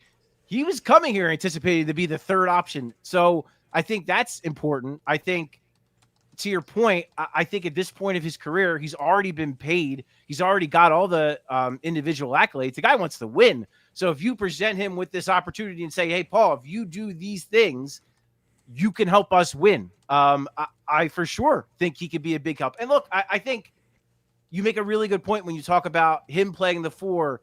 Like guys like Barlow, Walker, like, you know what they're here for? They're here for when you're playing the Brooklyn Nets and you don't want to play a Paul George. Yeah, we lost Paul. Looks like he's frozen up over there. Talking about Barlow, though, who, by the way, I think is out again tonight with this elbow laceration. Let's see. There he is. You're back. You said guys like – you said Barlow. You got lost on Barlow. Yeah, no, but the reason why you have guys like Barlow and Walker is – for nights like the other night where you're playing the Brooklyn Nets, like bad teams, so you don't have to expose a Paul George and have him play 35 minutes in Brooklyn. That's what those guys are perfect for those kind of nights. And I think when you look around the landscape of the NBA, like Paul George will be fine at the four. There really aren't, like, you're not going to play Giannis and Evan Mobley every night. And even when you play those guys, what, you're telling me that Dominic Barlow is a better option against them than Paul George? Like, no, of course not. Like, so, and the fact that Paul George on media day was very clear about accepting that, about saying, I'm good with playing the four. I don't mind it. So like, yeah, I think, and there's things he can do, to your point. Like, he's a better passer than he probably gets credit for. He makes some weird passes sometimes. I know that's a thing too, but he also makes some really good passes too. He's a play driver. You mentioned the shooting. He's an outstanding shooter. Like I said, I'd argue him or Jared McCain might actually be the best shooter on this basketball team. Yep. And then defensively last year, Mike, like his he struggled last year and he was hurt a lot last year. But if you look at his defensive numbers, he was very high in deflections per game, and he was a net positive on that end of the floor. The biggest weakness for this Sixers team through this start. So I think there are a lot of ways that Paul George can help this basketball team, whether it's as a super duper role player or as a like a fringy all-star type player. I think there are a lot of ways he can help this team. Well, we'll see tonight with McCain back, and then George, you predicting Saturday next week? Feeling good about this? He's out there. He's doing stuff. Yeah, I mean, he's been out there for a minute. I know Jake Fisher said soon in like early November. So, it's if we go in the next week, that's like getting into mid-November. So I would hope like this weekend, and it would make sense this weekend at home wearing the black jersey. Like, why not? That's a pretty good day to make your debut. They got the Cavs on Wednesday night. They got the Raptors on Saturday night.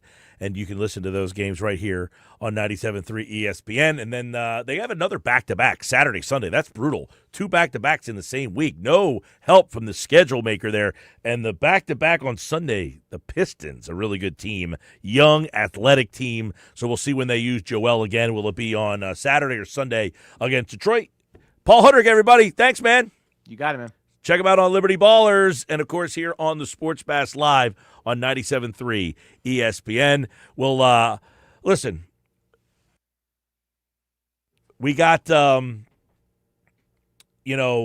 lot of stuff that is kind of fluid in front of us right now with McCain coming back tonight. And I don't think he's going to get a full brigade of minutes tonight. I would be surprised if he plays any more than like 25 minutes, but I think McCain is a hooper, man. He is legit scorer, shooter, and an energy man. He is an energy bunny. You put that energy with VJ and Maxey and Grimes and that group of guys. We didn't even talk about Oubre in that conversation and what he's given this team right now.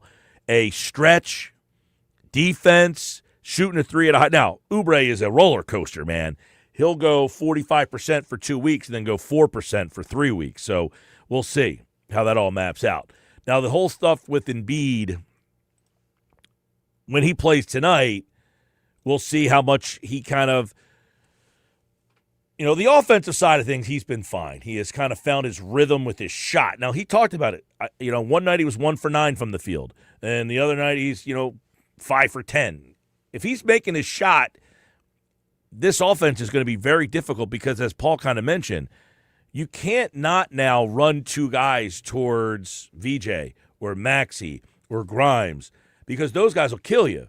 Which means Embiid is now going to be at that foul line either by himself or one-on-one, and he's going to get a heck of a lot of opportunities. Looking forward to the game tonight, 8 o'clock against the Bulls. Listen to it right here on 97.3 ESPN. All right, coming up in the next hour, we'll talk.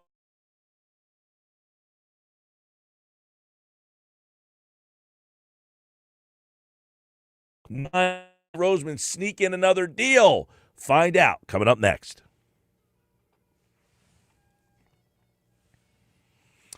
But first, I need caller number 7, 609-573-3776. Caller 7 right now, 609-573-3776. Caller 7, you are entered for this year's 99 Bottles Party at Maynard's in Margate on November the 27th. 99 qualifiers, 99 pairs of tickets, 99 winners. We got tickets to see the Eagles, the Sixers, the Flyers, Phillies prize packs, concert tickets, tickets to shows from all over the area, and more. It's the biggest party of the year. This year's 99 Bottles Party. And caller 7, you're there. If you're caller 7 right now at 609-573-3776, you must be present to win at Maynard's in Margate. Good luck.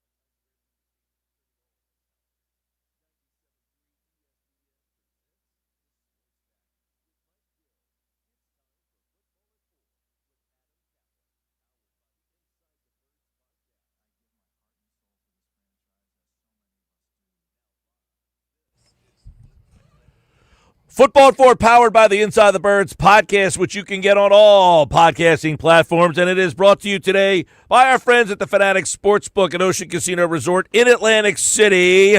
Some Eagles news. The trade deadline has come and gone.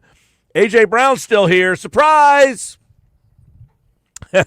Adam Schefter tweeted that out a couple of moments ago, that he did not get traded, and the trade deadline has passed. But some news with the Eagles. Nolan Smith, the practice window on him is open, so he will be back at practice. I guess they will practice on Thursday this week since they have a Monday night football game.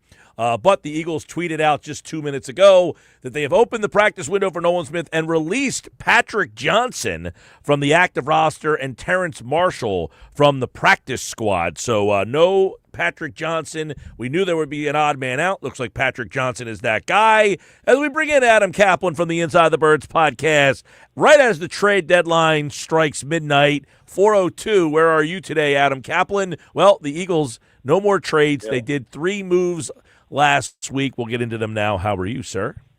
I'm good, man. Yeah, it's just so funny, Mike, that, and it's typical of the way it happens in professional sports. We see this at the NBA. Like, you've got what I would call middling trade deadline moves until today.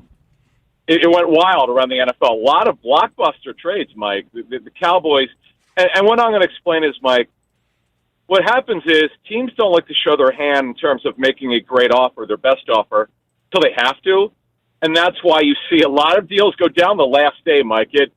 And part of it is, Mike, sometimes they have to realize, like, the Cowboys totally missed a Mozzie Smith, the first rounder from 2 years ago, and they threw the towel in. They actually almost cut him, I'm told, before the season started.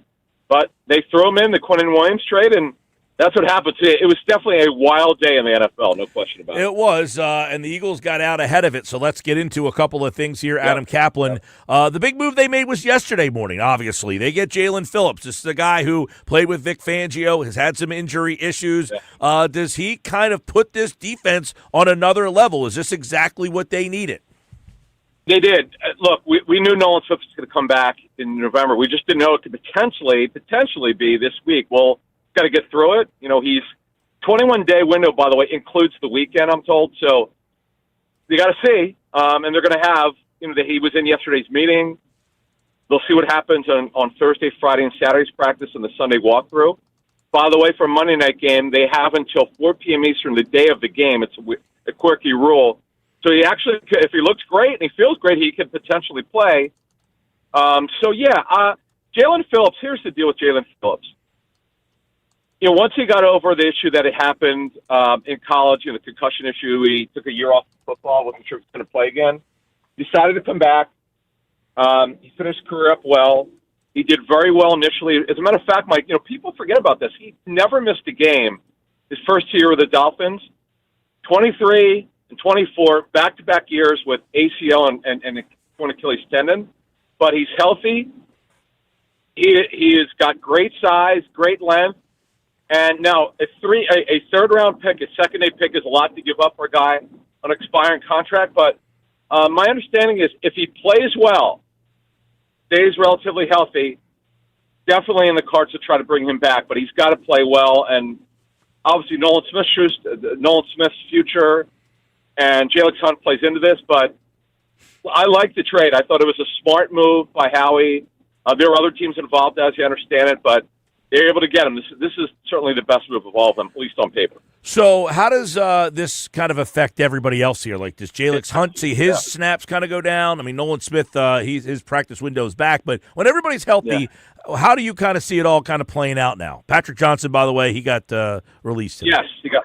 Yeah, he by the way, he is subject to waivers. So what happens is now every player, even vested veterans, if they're released, they're now subject to waivers. So if Patrick Johnson does not get claimed, look for him to go to the practice squad.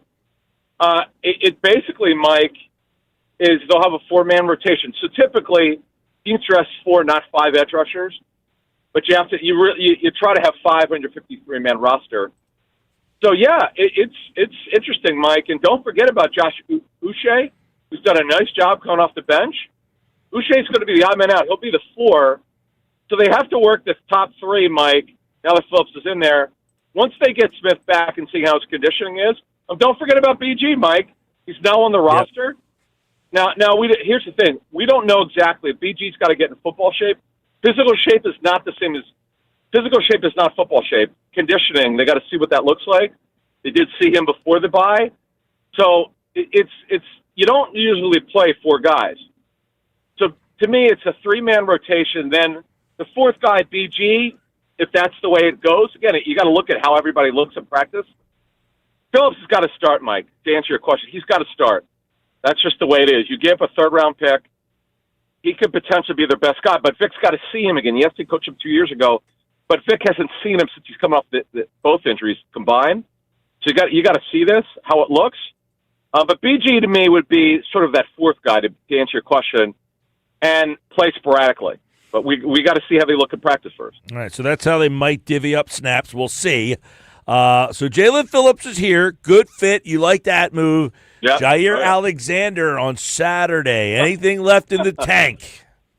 Well, here's the thing. He's only 28, Mike. He had what I was told by one source is inconsistent tape production last year. Like sometimes he looked like the old Alexander. Sometimes he looked like he was nursing that bad knee. But he showed that he clearly had something left. That's why there were multiple teams involved in trying to sign him. It wasn't just Baltimore. But his tape was not good this year. Think about this, Mike. This is how bad it got for him at Alexander in Baltimore. They were down 3 corners for 1 game. They wouldn't play him. Jeez. What does that tell you? Okay? What does that tell you? I just gave you the answers to the test. Yeah. Like, they're telling you they didn't want to play him. So the Eagles gave up next to nothing for him. They're taking a flyer. That's where that is. Yeah, that's not encouraging there at all. I was going to ask so do you look at Kelee Ringo still being the best option there? Kelee Ringo is involved. Jair Alexander is involved. When Jacorian Bennett gets added to the active roster, he'll be involved. I don't want to call it a tryout, though it kind of is through practice, Mike. Yeah. That's the only way they could evaluate them. There's no other way to do it. You don't ever want to go with the committee at corner. That's pathetic. I mean, now I get it. Joey Jackson is still on the roster. Now, he may not be. They're going to have to do something. Once Jack Bennett is ready to go, you can't use all of them. So they got to figure that's a practice decision with Fangio, Vic Fangio, Christian Parker, and obviously Howie Roseman. But it's Howie's call. He's personnel control. So that one is to be determined. To me, it's wide open, Mike. But there's a reason why they brought in Bennett, why they made the trade for Jair Alexander. They do not want Kelee And Ringo Michael starting. Carter, by the way, who's also here. Well, Michael Carter's not a corner. He is a nickel and a safety, as we told you last week, Mike. I'm told they are definitely looking at Carter, who was a safety at Duke, as a backup safety and a backup nickel. Now, you don't need it now. DeJean, if they need him at corner, that would be because Bennett fails. We know about Ringo, and Alexander fails, and then they got to move DeJean to corner. They'd rather not do that, Mike, to answer your question. Right, and obviously that would be shifting a lot of parts around and moving DeJean to the outside, putting a new guy in here. So we'll see how this all maps out Monday night. Will Ringo be the first guy out in the field, or will they surprise and have, get Alexander, bounce back to the guy he was with Christian Parker in Green Bay? So that's that. You mentioned the Dallas move. They trade a second-round pick and a first-round pick to get Quinnen Williams, who's 27 years old. So 3-5-1, good player. But should they be trading first-round picks to get players now, or should they be trying to build this team? They're in a weird spot. Well, here's the thing. Quinnen Williams is still young. He became a leader after a very rough start and some immaturity with the Jets. He became a leader. And he's a really good football player. He does everything well. Now, it's twofold. Kenny Clark, who they traded for in the Michael Parsons trade, is an older player, right? Their run defense has been horrendous. Even with Kenny Clark, it's been bad. The Cardinals are not good at running back. So, although Steve McCarter did well last night, the Cardinals were down two running backs who were injured reserve. So, they had to do something. They missed Bailey, as I said at the start of this talk today, Monty Smith, who was a first rounder 2 years ago out of Michigan. Mm-hmm. And this is how you cover up mistakes. You overpay.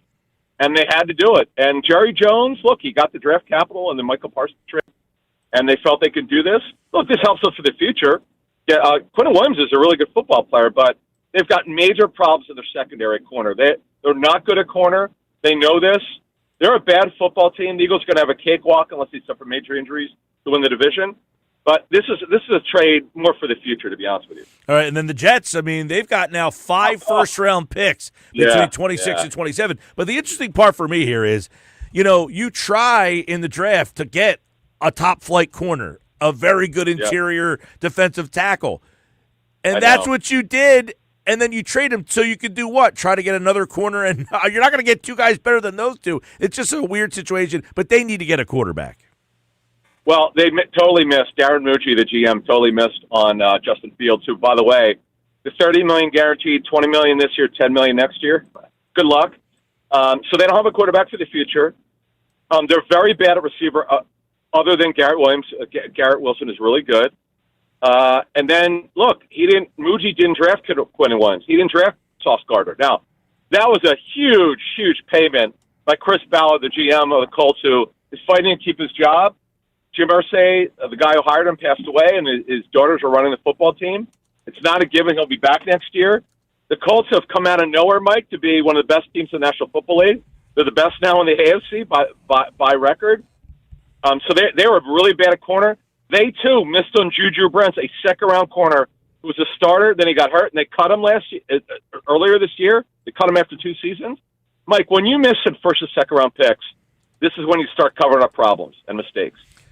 Well, Adam, obviously they're getting ready for Monday Night Football against the Packers, who had a bad loss, by the way, against the Carolina Panthers the other day. You can listen to that game right here on 97.3 ESPN. We'll talk more about that matchup, but the trade deadline, Eagles get Jalen Phillips, Jair Alexander, Michael Carter, and, of course, we'll see how they all come into play. The big news today, though, Nolan Smith is activated his window is open for the practice window is now open, so he might be back.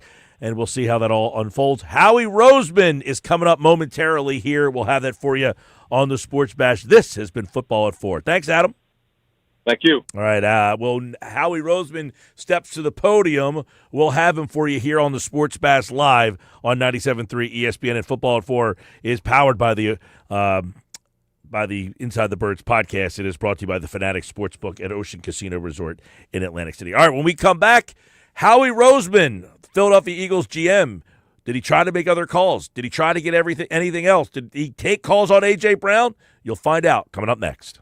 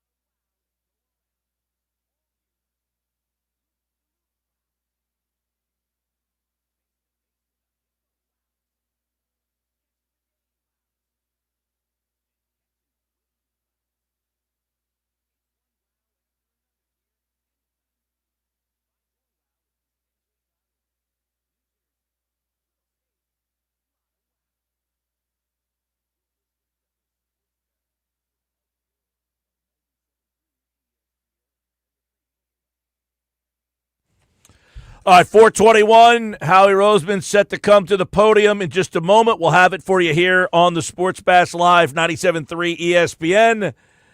The trade deadline has come and gone. We'll get the latest from Howie Roseman coming up in just a couple of moments, as I'm sure he'll be asked. Did they try to get anything else done? Did they try to, or did anybody call about A.J. Brown? I'm interested to see if that question gets asked and more. Let us go to Eagles head coach Howie Roseman right now on the Sports Bash.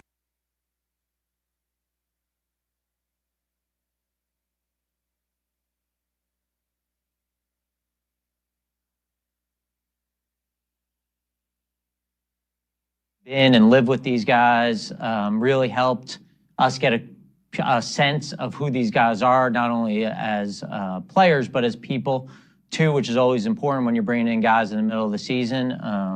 It's our job to make sure that we're making sure that no stone is left unturned when we're trying to acquire talent. That's our job, and it doesn't stop just because the trade deadline stopped here. Obviously, we'll continue to monitor every possible area to improve, and at the same time, understand that we got a big opportunity here as a football team in the second half of the season, and then in the offseason with the amount of picks that we have. We'll kick it off with John McMullen and then go to Ruben Frank. Hey, Howie. With Jalen Phillips, I guess we'll start there. What did you like about his skill set to make you think he's a fit, and how much did his history with Vic factor in to that mid-season sort of plug-and-play aspect of it? All these guys, the process starts with college, and we spent a lot of time with him coming out of college, knowing the person. It's really easy to scout the player. Really, he's got freak ability. He can rush. He can set the edge. He can play in space. He's got a nonstop motor. I think one of the most fun things to do is put on his tape and watch his effort, and when you have the athleticism and the physical ability he has with the effort he has, and then, just going and seeing that he was Walter Payton Man of the Year in Miami, the things that he does in the community, he comes from an unbelievable family, and then obviously Vic was with him, so a lot of times when you're talking to your coaches and you have a vision of how the player is going to fit, you have to have those discussions. But that discussion was really easy with Coach Fangio. I think I just said that discussion was really easy with Coach Fangio. Wow.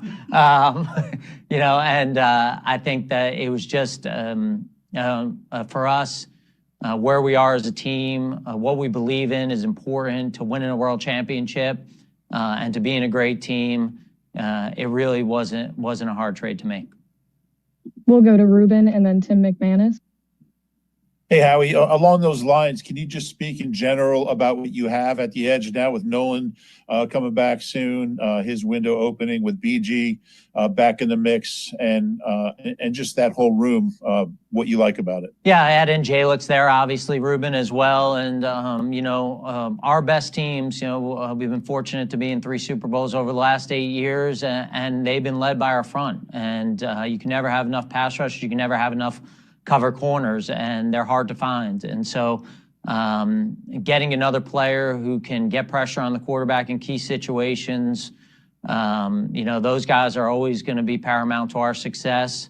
And when you talk about that room, excited about all those guys in the room. And when you can rotate those guys and you can keep them fresh, especially with the talent that you're talking about, what those guys possess, it just opens up all the possibilities to really be a dominant defensive front when you combine our interior defensive line with them as well. So obviously it's got to come together. It's got to come together on the field, but feel like, we got a really good front, and obviously adding Jalen to that puts a lot of pieces in place to give us the opportunity to be dominant up front. We'll go to Tim and then Dave Zangaro. Hey, Howie, there's a lot of conversation on the outside about A.J. Brown. What was your stance internally when it came to Brown? Did you entertain any offers for him? Well, would really like to keep this about the guys we acquired, but, Tim, I think that when you're trying to be a great team, it's hard to trade great players. And A.J. Brown's a great player. He wears the C for a reason. He's an important part of this team. of this organization. He cares about winning. He cares about his teammates. And, I think that when you're a team like ours that is looking forward to an opportunity to compete for a championship, you just don't get rid of the guys like that. And so feel very lucky to have him on our team and excited about the second half of the season with him. We'll go to Dave and then Jeff McClain. Howie, with Jalen Phillips on an expiring contract, how interested would you be in extending him beyond this season? Dave, I think first of all, I never really get into contract discussions with any players, but we have a lot of good players who are free agents after this year. And I think when you start picking favorites, when you're trying to compete for championships, there are other issues that come along with that.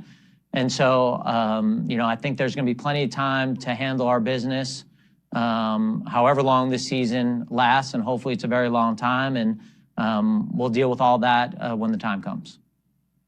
We'll go to Jeff McClain and then Bo Wolf.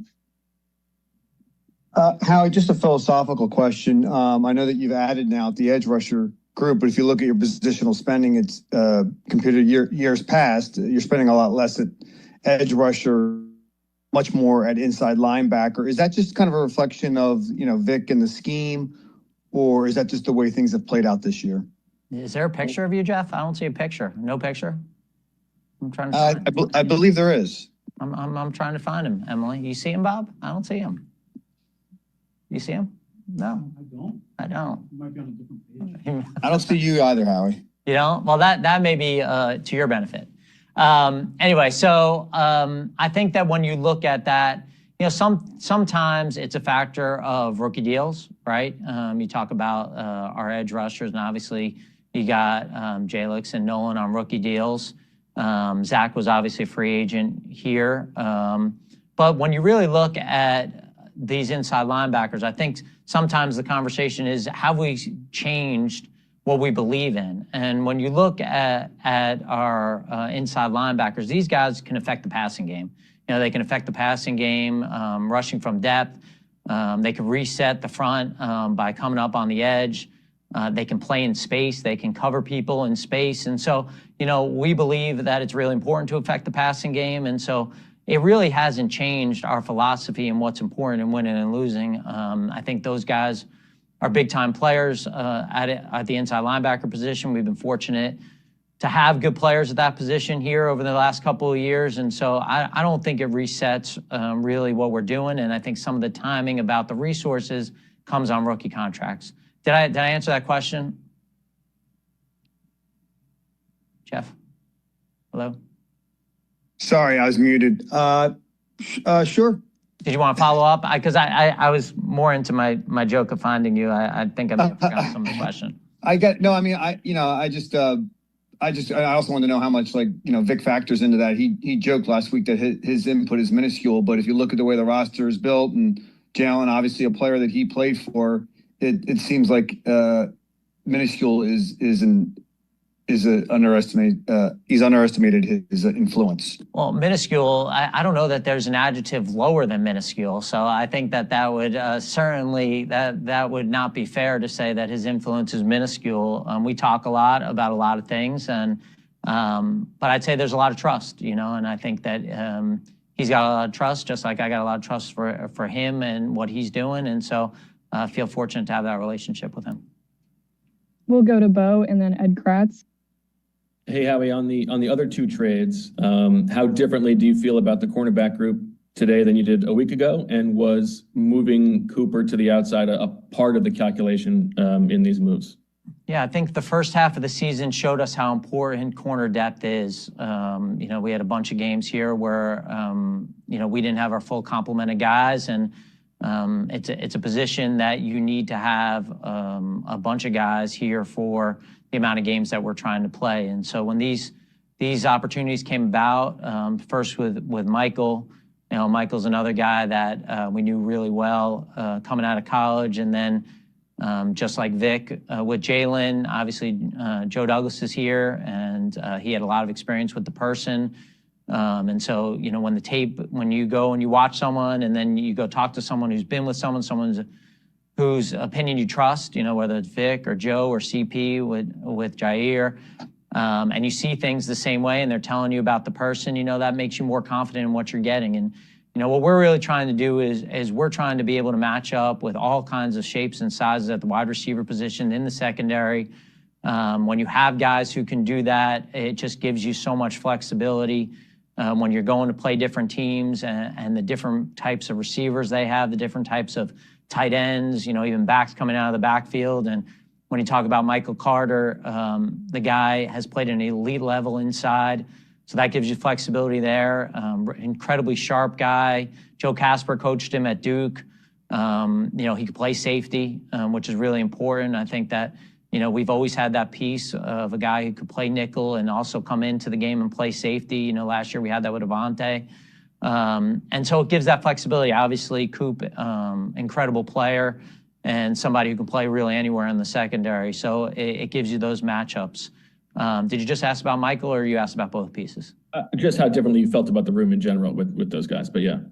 And then, with Ja, I remember just when he signed in June with Baltimore, thinking what a great signing by them. And obviously it didn't work out for the way that he wanted or that they wanted, or he wouldn't have been available to us. But, the relationship we have with Baltimore and being able to have honest conversations and understanding what he went through a little bit in training camp and getting back to health, obviously missed a lot of time last year. And then just really doing a deep dive on him and how successful he's been, what we thought of him last year, when we were in Brazil playing them, and then for the first part of the year, and then having CP who's with him and getting to know the mindset of the player. And so, sometimes, you get in this league, you acquire information, you watch everything, and you feel like, hey, the risk is worth the reward here. And I think when you talk about still a young guy, knowing where his health is at now, feeling healthy, feeling good, we felt like the risk was worth the reward with him. We'll go to Ed and then Martin Frank. Hi, Howie. Hi. I know you want to stick to acquisitions here. Brandon Graham is sort of an acquisition here at the trade deadline. Can you give some clarity as to what sort of led to bringing him back into the locker room and onto the field?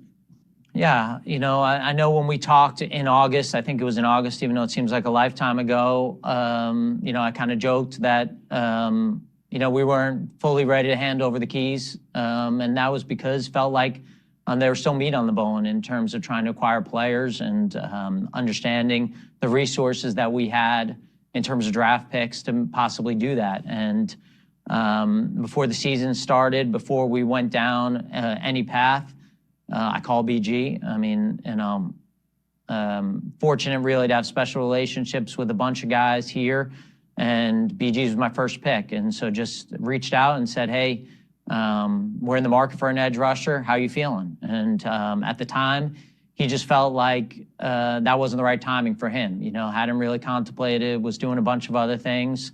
But apparently got his mind started moving a little bit, and he started working out a little bit harder. And when Z retired, picked up the phone again and just said, hey, I'm just reaching out again. I had heard a little bit through the grapevine you were working out a little bit harder. And, I got that little BG cackle. Is it a cackle when they laugh like that, Bob? Is that a cackle? I don't know. I've never used that word before. What'd you say? Like Troy? Oh, yeah, Troy does laugh like that. And that kind of gave me a sense that, he wanted to come back. And I don't know, maybe he was trying to have our team prove that we were any good. And when he saw that we had a chance here, he wanted to take the opportunity. But love having him back. I said to him when he came back, I said, I guess there's going to be a day where we're not going to have you to rely on, I'm just glad that day's not today. We'll go to Martin and then Zach Berman. Hey, Howie. If I can get back to Jalen Phillips for a minute. He obviously had two major injuries over the past couple of years, and it seemed like he's come on pretty strong the last 5 games or so when I think he's had all 3 of his sacks. How important was that for you to see that involvement or his recovery from those 2 pretty major injuries in order to go after him like you did at the trade deadline? Yeah, and obviously there's no insurance on any of these deals. We gave up a 3rd-round pick, which is a lot of compensation, obviously. really went back and whenever we make these moves for all three of these players, really doing a deep dive on these guys and not just watching this year, but going back and watching through their career and going back and reminding myself kind of what we thought of them coming out and watching some of them in college and watching those injuries. You know, the Achilles happened on a Black Friday game, I think 2 years ago at MetLife Stadium. The ACL, you know, was I think a teammate kind of went into his leg, you know, so it wasn't one of those non-contact injuries. And then, you know, just knowing the person and what kind of worker he is, the freak show athlete that he is, and then seeing the effect that he had on the game this year, you know, and watching him and just seeing the difference that he makes. And really he's made every time he's on the field since they drafted him. And for us, you know, it's so hard to find difference makers as players and as people that, you know, you don't want to live with regret in this job. And, you know, I think when we came down to it and had the conversations, the regret would be not doing everything we can to try to maximize the ability of this team to win as many games as we possibly can and give ourselves an opportunity in January and hopefully February. We have time for two more, so we'll go to Zach Berman and finish with Jimmy Kempski. Hey, good afternoon, Howie.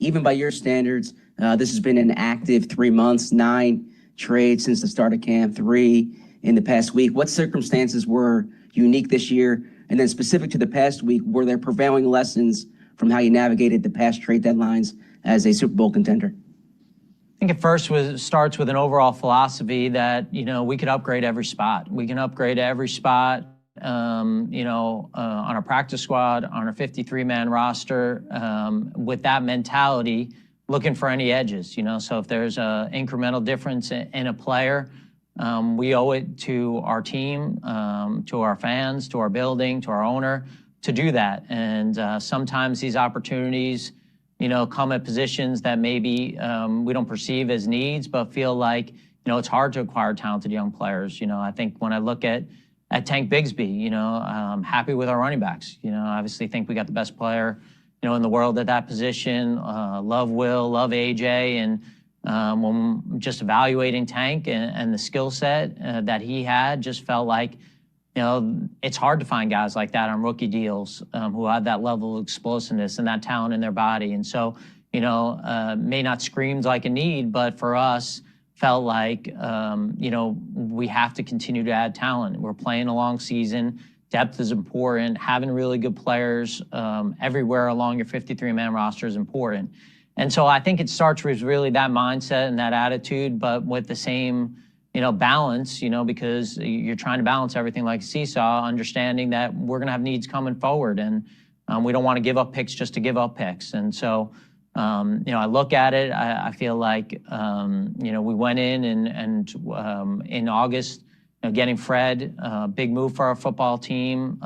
You know, we have some young players we like at that position, but, you know, the stability that he brings at that offensive tackle position, to get him, you know, even on the waiver wire, getting Xavier.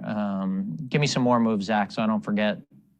Yeah, well, it was the Mechie trade, which we spoke about, but then Sam Howell, and then, yeah, so those were the main ones. Obviously, Jacorian Bennett as well. Like Tank, you know, liked our quarterback room, but had the opportunity to get a guy that we think is a talented quarterback at the most important position, and just felt like, you know, through the course of a season, having that 3 quarterbacks who you had a tremendous confidence in was a great way to go into the season. So I think all of that, but, you know, I think that at the same token, you know, you don't go into, it's not like, you know, if you win $100, it's not like you have $100 that's found. That's still your $100.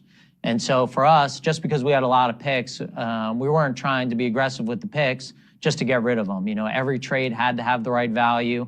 You know, we love having a lot of picks. They give us tremendous opportunity to improve our football team in the offseason, but felt like when we evaluate all of these moves, they made sense from our perspective, and we'll see how they work out. We'll finish with Jimmy Kempski here. Hey, Howie, Martin stole my injury question, but I'd also like to ask just about Micah Parsons and Myles Garrett, who you both, you were reportedly interested in trading for each of those guys. Michael Parsons, of course, before the season Are began. you trying to get me fined by speaking of players on other teams? Is that your goal here, Jimmy? I can see that being your goal. The players aside, it does seem like you are willing to, make a big swing and trade multiple future first-round picks. Whether it's for those players or anyone else. What makes you comfortable, trading away those kinds of draft assets?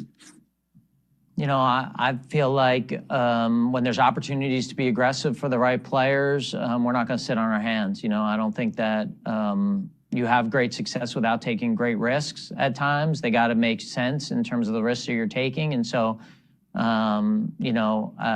can't be afraid to fail.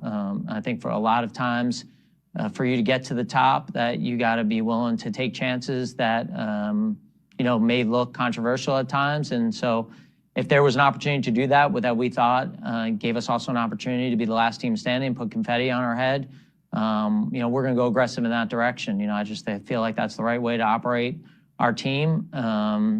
And that doesn't come without mistakes. I understand that. But, I won't live with regret. I won't live with regret in the way that we operate around here. And so if we feel passionate about something, if we think the value's right, we're not going to be afraid to pull the trigger.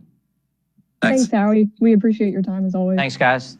All right, Good there's seeing Howie everyone. Roseman, everybody. The press conference getting you up to date on the post-deadline. I think one of the big things, he was asked about A.J. Brown, by the way. He said, when you're trying to be a great team, it's hard to trade great players. A.J.'s a great player. He cares about winning. He cares about his teammates. He is a captain, and you just don't get rid of guys like that.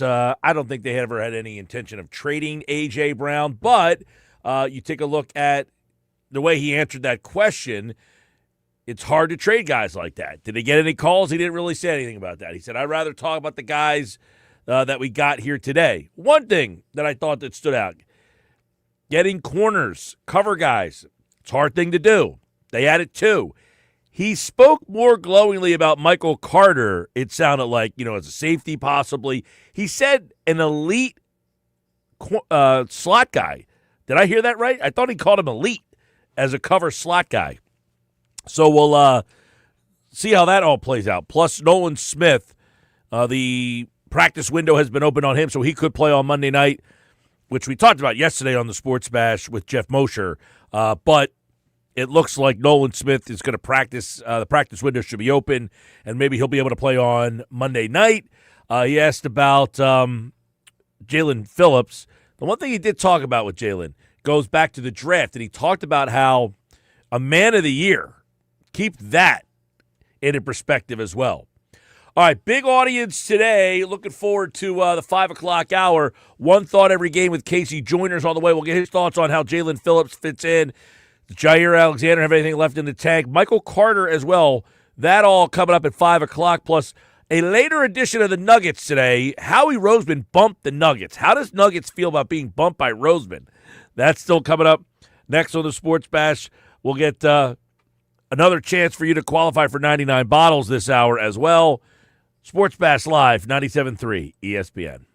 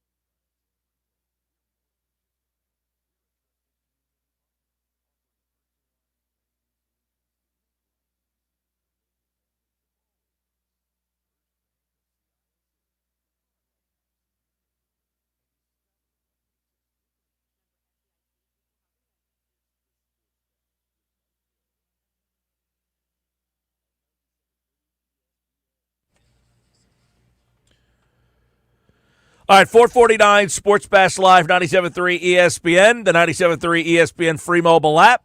Live video streaming on the X platform, YouTube, at Mike Gill Show. You can watch there. Watch the Eagles this weekend with, actually, it's Monday night. Well, watching to see what the snaps and how they'll divvy up the snaps with Jalen Phillips. You figure Phillips, if Nolan Smith plays, it looks like he could be back on the practice field tomorrow. The practice window's open. Jalix Hunt, who Howie Roseman did say, hey, don't forget about Jalix Hunt. Then they got Brandon Graham. So we'll see how they divvy that all up. We'll see what they do with Jair Alexander. We'll see what they end up doing with Michael Carter. This is very fluid. This is going to be an interesting week of practice. And remember, they don't practice again until Thursday because they play Monday night. So they're not even back on the field tomorrow. That's a long time to be off coming out of the whole break there. But, hey, I think Roseman, he identified a pass rusher. They got one. I mean, Jalen Phillips is a legitimate upgrade to what they have. Is he an elite guy? No, he's not. You know, Aiden Hutchinson, Trey Hendrickson, Myles Garrett. He's not one of those guys. But the Dallas Cowboys today gave up a first-round pick and a second-round pick. Now, Quinnen Williams is a really good player. Don't get me wrong. But the Philadelphia Eagles already have a really good player in Jalen Carter. They didn't have to give up a first-round pick to get a player who will make a pretty big impact. Jalen Phillips can make a pretty big impact. Why? Because he's playing next to Jalen Carter. So I don't know, like Dallas brings in Quinnen Williams. Do they have a player around him that can benefit from Quinnen Williams? I think Jalen Phillips is probably going to say, man, playing next to this Jalen Carter guy is pretty damn awesome. Like, this is something I haven't been used to before. So keep that in mind, too. You are maximizing what he has done in the past and now trying to take it to another level based on being in Philadelphia because the talent around him is so much better. That is what is intriguing about this particular trade, in my opinion, is that Jalen Phillips has been good. Can he be great? Quinnen Williams has been in a defense that's got some pretty good talent around him. Now he's going to Dallas. Yikes. That was probably the biggest trade of the day. I don't know. Was that the biggest? No. Sauce Gardner getting traded to Indianapolis, right? No, Sauce Gardner was the bigger trade. The Cowboys. Well, it's the bigger trade for two reasons. One, he's a stud. Right. Two, he's going to a playoff team. Right. Quinnen Williams is going to a lousy team. Right, and it was almost like Dallas made the deal after the Sauce Gardner deal to try to be like, see, we're part of it too. I look at it like this. I think Dallas said last night we made the trade. Everybody laughed at the trade for Logan Wilson. Right. And then they said, well, we got to do something else. We lost a game to the freaking Cardinals. And then they say, well, what can we do? And then they came up with Quinnen Williams. Well, listen, Quinnen Williams is a really good player. I just don't know if it's the right fit at the right time and the right moment for them. Sure. Like, I think it makes sense. You gave up a first-round pick and a second-round pick for a player who's 27 years old. He's got 2 years left on the deal. That part of it is like, okay, but you're 3-5-1. Like, what if you don't make the playoffs this year?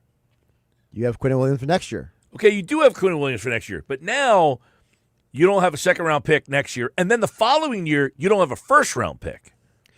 So what is interesting is I saw Albert Breer put this out on X earlier today because he talked about all these draft picks that are being traded around, Mike. He said, scouts are telling me that the quality of the talent in the 2026 draft is nowhere as good as 2027. 2027 will likely have Jeremiah Smith, Ryan Williams, Dylan Stewart, and others, while this year's draft has less promising players and quarterbacks. So is there I haven't something... liked the quarterback classes for a while. I'm waiting to see when there's one that really jumps out and gets me because to me, the Jets have 5 first-round picks now, and that's one of the teams that you're looking at to say, all right, today they went all in on trying to, you know. Like if you're the Jets, you maybe take up all those picks and trade to get into next year's first round? They have 2 next year, 3 and 27. So, like, could you maybe just start leveraging some of your assets for next year's draft? Certainly, but you do have 3 picks in 2027. So they are set up pretty good in 2027 to try to say, all right, we've got a whole bunch of ammunition for that particular draft. But you do have 2 picks next year if you're the Jets. There's some of the big trades today. Trevor Penning, by the way, that one snuck in late, goes to L.A. Chargers. Chargers need him. They need offensive line help really, really bad. There was a couple of receivers traded. Jacoby Myers goes from Vegas to Jacksonville. Rashid Shaheed goes from the Saints to the Seahawks. The Seals. That's a team name that somebody never used yet. Yeah, whatever happened to that? The Seals, the Seattle Seals. That would be a good team name for the hockey team. They went with Kraken. Yeah. Well, Kraken sounds tough and cool. Yeah. All right. Well, 5 o'clock, we've got One Thought Every Game coming up with the man, KC Joyner, here on the Sports Bash Live on 97.3 ESPN. Don't forget, Sixers Bulls tonight at 8 o'clock on 97.3. Flyers and Habs, they're over on Rock 104.1 at 7 o'clock. And right here on the Sports Bash, I need caller 7, 609-573-3776, 609-573-3776. Caller number 7. You are entered for this year's 99 Bottles Party. The 99 Bottles Party, our biggest party of the year, is at Maynard's in Margate. You must be present to win. 9306 Amherst Avenue in Margate. For this year's 99 Bottles Party, we'll have tickets to go see the Eagles, club box seats at Lincoln Financial Field against the Washington Commanders, Sixers tickets, Flyers tickets, concert tickets, and other great events from all over the area. Caller 7 right now. You must be present to win at the world-famous Maynard's in Margate, 9306 Amherst Avenue. Good luck.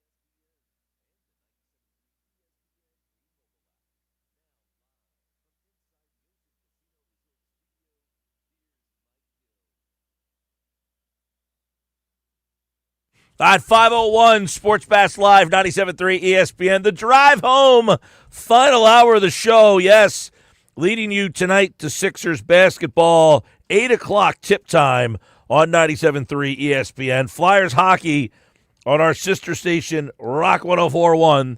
The puck drops at 7 o'clock. KC Joyner from The Athletic looks back at Week 9 in the NFL. One thought every game on everything that happened. Plus, we'll get his thoughts on a couple of the trades, how everybody fits in. When the football scientist KC Joyner joins us right now on the Sports Bass Live on 97.3 ESPN. I don't like when we get to the double-digit weeks. We are entering Week 10, which means this thing is moving a little too fast for my liking, KC Joyner. But Week 9, now in the books. How are you, man? Good, yeah. I mean, what is our Halloween's already gone? I mean, we're gonna get, we got a trade deadline already. Like, it seems like the season shouldn't even be half over. You compare this to like a basketball season or a hockey season or baseball season. It's like, what the heck? This is already be like third of the way through. It's unbelievable. It moves so fast. We'll get into all the games. Let's get a couple thoughts on the trades. Jalen Phillips is in Philadelphia now. They get an edge rusher here, KC Joyner. How does this particular edge rusher fit into Philadelphia? You want depth at that position. You want to keep rotating people in and out. It's something that you don't want to. I mean, you'd like to have just 4 players who can rush the passer, but you want people who, if you don't have that, you want to be able to rotate players in and out, keep them as fresh as possible because the offensive linemen aren't going to rotate in and out. So I like the move. It shows that the Eagles are serious about trying to upgrade that pass rush, and I don't think he'll. If he got, I think he has 3 sacks right after the half of the season. If he gets another 5 sacks for him, it's a great trade. Obviously, they've been looking and they, people talking about swinging high. He's not one of those elites. However, does this change their pass rush? Do you now look at their pass rush differently than maybe you looked at it for the first 8 weeks of the season, first 9 weeks? Yeah, their pass rush has been, if you're looking at the pass rush has been getting better anyway. I think they're figuring out what they can and can't do. Because, again, you start off the season, you're thinking it's kind of like last year, and you're just going to approach it from that perspective. But this year, you've got to look at it from a different perspective. I mean, it gets him, he can rush from either side. I mean, he technically could drop back into coverage and such. But you would get him, you get Davis, you get Carter, you get enough people, and again, you can keep rotating him in and out. Because the thing is, I always come back to that Bill Walsh saying. Bill Walsh said that in the NFL, and it's just as applicable today as it was back in his day, he said that pass rush in the fourth quarter is the key difference to winning football games. If you can get a pass rush in the fourth quarter, you're going to win. And if you can't, you don't. You need bodies to get a pass rush. You need good people who can rush the passer, and he's going to add it in there. I think it says the Eagles are serious about trying to win the Super Bowl game this year. They also added Jair Alexander, who I think if you talked about it at the beginning of the year, you might have said, hey, that's an interesting fit for them. However, he has not played very well, has not played very much in Baltimore. So let's get your thoughts on Jair Alexander and how he hasn't really done anything this year. It appears that he is maybe out of gas. So far, he's had 5 targets thrown his way this year. He's led 5 completions for 116 yards. It's 23.2 yards per target. It's atrociously bad. Yeah, I'll come back to the old saying that Al Davis said again, that he said you can never have too many cornerbacks. In fact, I think about the trade that they That's what made. Howie Roseman just said about a half hour ago. It says, you're never going to have too many cover guys. Yep. Al Davis, when they won the Super Bowl in '83, I was just thinking back to their Al Davis and the Raiders won the Super Bowl in '83. They traded for Mike Haynes, a Hall of Fame cornerback, in the middle of the season because they knew, look, we're as good as we are. We still got to have depth. Look, anytime you get somebody, even if you move him, if he's your 4 and you move somebody else to 5, if improves your 5, improves your 6, it's huge because you'll find that as the season progresses, those little cornerbacks, as they keep getting punished through the season, they don't survive anywhere near as long as the bigger guys do. They tend to fall off. So to have another person who at least has talent and maybe, hey, if we're going to put him out there for certain situational things can do it, I think he's better than what those numbers suggest. So I'm okay with that too. All right, they are the trades that happen. What do you think of Quinnen Williams head to Dallas there? They give up a second-round pick this year and a first-round pick in the following draft. They are 3-5-1. They also got Logan Wilson this morning, a linebacker and a D tackle. The Cowboys a contender now. I think it might come down to Jerry wants to look, if the Cowboys could make the playoffs, if the Cowboys are there, then it keeps them relevant in that sense. I don't think it's that you make those moves to say we're going to be a Super Bowl contender, but I think if it keeps them relevant, and their defense has been Their defense has been terrible this year. Their coverage metric, we start looking at how they are coverage-wise. They played better of late. They're not good, but they're not great, but they're not as bad as they were. And if you add a couple of talented players, I think it just says, hey, Jerry thinks, look, if we've got a good enough offense or we get even just an average defense that can at least make the playoffs, I think that's what these moves are made for. And then you got Sauce Gardner going to the Colts. Does that make them a legit – you like them anyway. I do. Their cornerbacks, their secondary is just abysmal, though. I like everything about them except their secondary. He doesn't solve the problem, but now I just wrote something from Matthew Berry's Fantasy Life. You can people can check out the article on that Matthew Berry's Fantasy Life or trade targets, and it in a nutshell is that Gardner goes up against Brian Thomas twice. He goes up against a number of receivers. So they've got players you're going to need him to go up against. He can at least take one player and say, okay, now the Colts secondary can focus on other guys. They still have terrible coverage metrics, but it might take their defense and take it from hey, this is too big of a weakness to contend for Super Bowl that, okay, maybe we can win a game we shouldn't win in the playoffs. All right, KC Joyner, let's get into it. One thought, every game, week 9 is in the books. We'll start with, this game, I think the Bears and Bengals just scored again. Bears 47, Bengals 42. Caleb Williams, I played against him in fantasy. No fun there. Maybe the best game he's ever played. Yeah, I had the same situation. A fantasy manager, too, he asked me about a pick, and I told him one player. I've made some good picks otherwise, but that was like, where do you see that coming from? But that's how bad. The Bengals' defense is atrociously bad. I mean, I'm talking like it might be legendarily bad. It's on that pace. Ooh. And on that, when you look at a lot of their metrics, you look at play against Loveland, that touchdown. What's Jordan Bell doing a shoulder tackle? He's just throwing his shoulder, trying to put his arm over there. I mean, it's the Bengals defense is so bad. You're going to have to rebuild that whole team. You're going to have Joe Burrow coming back, and if you had a decent defense, you're going to have a shot at the Super Bowl, and you're not even going to get there. Vikings 27-24. They were a 9.5-point dog. They went on the road, and J.J. McCarthy 2 touchdowns, and the Vikings keep their season alive. Yeah, JJ does a pretty good job when he plays in the state of Michigan for some reason. I'm not sure why.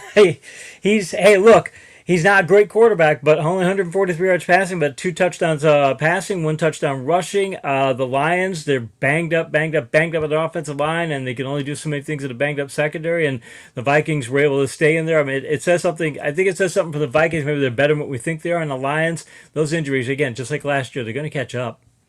One thought, every game, Panthers, 13.5-point dogs. They go on the road. They beat the Packers. Rico Dowd, 130 yards and 2 touchdowns. This guy's turned into, the second coming of who's the best Carolina back? Jonathan Stewart, maybe. Yeah, it could be. And you had Chuba, too, and they were pretty much in a platoon. In fact, Chuba was getting probably more playing time than Dowdle last week, so it's a big kind of a switch that but shows what Dowdle has, that kind of upside. Maybe you need Hubbard to be the Thunderback, and Dowdle to be a guy you lean on a lot. For the Packers, did they not take the game seriously? Excuse me, they might not have. The Panthers, though, they've been a very good team this year. That Buffalo game is one thing that kept standing out with the Panthers. That every other team game they played pretty well. That Buffalo game got away from them, so I kind of figured it'd be the same here. But the Panthers team, they're well coached. They've got solid players. They're not a great team, but if you don't take them seriously, this kind of thing can happen. The Packers, I don't think, took them seriously. They did not. Panthers, by the way, get to 5-4. They are still kind of hanging around a crowded wild card field in the NFC. One thought, every game, Broncos win again. Fist fight this time with the Texans, but they find a way again. 18-15, a weird football score. Both teams are very good at defense. DeMeco Ryans is a really good defensive coordinator. The Broncos are one of the best defenses in the league. Difference probably was that Stroud gets hurt. If Stroud stays healthy, maybe the Texans find a way to eke that game out. But Mills is just not anywhere near as good. And the thing is this is the Broncos' formula. They can win by outscoring if they have to. They did it against the Giants. They win with comebacks. They can do a lot of different things. Sean Payton has that pedigree of finding a way, finding the path to victory. They're doing it. I think the Broncos are a Super Bowl contender. Yeah, R.J. Harvey's a weapon. They made him a weapon out of the passing game this time around. One thought every game, Patriots 24, Falcons 23. Tough one, but they found a way to win. 6 consecutive wins for New England. Yeah, big time. And mind you, Bijan, they just said, we're not going to let you beat us. 12 rushes, 46 yards. And it shows that if you're Atlanta, I mean, you've got London, and Bijan caught 8 passes for 50 yards. That's only 96 yards from scrimmage for him. You expect more from him. The Patriots have a really good defense. They've got a really good running game. Drake May is a he's an MVP contender. I mean, he was the top 3 last week. I don't think he's going to beat it this week, but he can be that good. They just know what they need to do to win. They've got very good game plans, and the Falcons the Falcons are playing below where they should be too. So that game says as much about them as that about Patriots. One thought every game. Niners 34, Giants 24. Giants lose again. You're wondering how much longer Brian Dable can kind of hang in there. But Niners get to 6-3 on the season. It's their best 9-game start since 2023. And they do it, and Kittle doesn't do much in this game. It's 2 out of 3 games he's not done much. McCaffrey has a good game, but not. Well, he gets 173 yards from scrimmage, but 28 rushes for 106 yards. He's not really tearing it up on the ground, and you've got Mac Jones and what he could do. Imagine if they get Purdy, and Purdy is a step up at quarterback, and imagine if they get the healthy receiving core. Imagine if that happens, they can, because their injury report every week is just like it's almost a page long. It's ridiculously long. So give the Niners have a lot more upside based on where they are. But you're right about Dable. But you got Dart, and you got nobody else. You got all these injuries and things. It's like, do you want to give him another year with Dart and Scatty-Boo? I would like to think they could. Yeah, you hate to see the quarterback have to go through another offense. He's doing pretty well in that offense right now with a lot of injuries around him. One thought every game: Steelers, Colts. Colts turned it over 6 times. They were still kind of in that game. But the Steelers get a much-needed win, and that's changed the complexion for both teams because now the South is more competitive, and the North, the Steelers stay ahead. What's the thing? The Colts is the most turnovers they had in a game since 2007. You can't. I mean, again, in today's NFL, you can't. You have a couple of turnovers in the game, you're probably going to lose. To have 6 and nearly win on the road against a good Steelers team, that says a lot about the Colts. And getting Gardner is going to be a big plus for them. If for the Steelers to hold JT to 14 carries for 45 yards. Big plus for them. But Rodgers doing what he needed to do because the Steelers couldn't run the ball either. Rodgers doing what he needed to do, and to have the Steelers get those turnovers like they did. I mean, the Steelers. I think the Steelers might get a step further than people think, like, wild carding out and things. I think they can make the division around this year. I don't think they're a Super Bowl contender, but I think they can get to that level. And I think for them, if they could do that, they say get Rodgers for another year, they'd be okay with that. But the Colts, I'm not too worried about this. Just one game anomaly. All right, you talk about Super Bowl contender. Chargers 27, Titans 20, but Joe Alt carted off the field with a right ankle injury. Second time this year. They did make a trade for a lineman, but they hold on to win this game. Gets them to 6-3. Titans, 8 straight home losses. The Chargers, they approached that philosophy. Harbaugh, when he was asked about skill position players, he says offensive linemen are skill position players too. You got to be skilled to play there. That's why they put so much talent up there and they make the trade and things. So I think they can get by if they've got a good offensive line. If they have if they stay healthy from here on out. Big if, but if they've because offensive line is a position you can coach up and you can do things to help the offensive line out. Having said that, they've got Gadget in them. McConkey's doing well. Johnson came back. They've got Allen. They're going to have. They've got Vidal. They could get Marion Hampton back. They've got a really good defense. I mean, the Chargers. This is a really complete team. And the Titans, they're a completely bad team. They are a really bad team. 8 straight home losses. You're bad. Rams 34, Saints 10. The Saints, they made a quarterback switch. That didn't work. They fall to 1-8. But the Rams, they keep pace in the NFC West. They do. Stafford 4 touchdown passes. Williams $114 on the ground, and he getting Nakua back. Let's hope he was injured at the end of the last game, and it sounds like it was just like, hey, we could have brought him back. We were way ahead. Why bother? And that's a good thing. The Commanders could have learned something about keeping players out and such.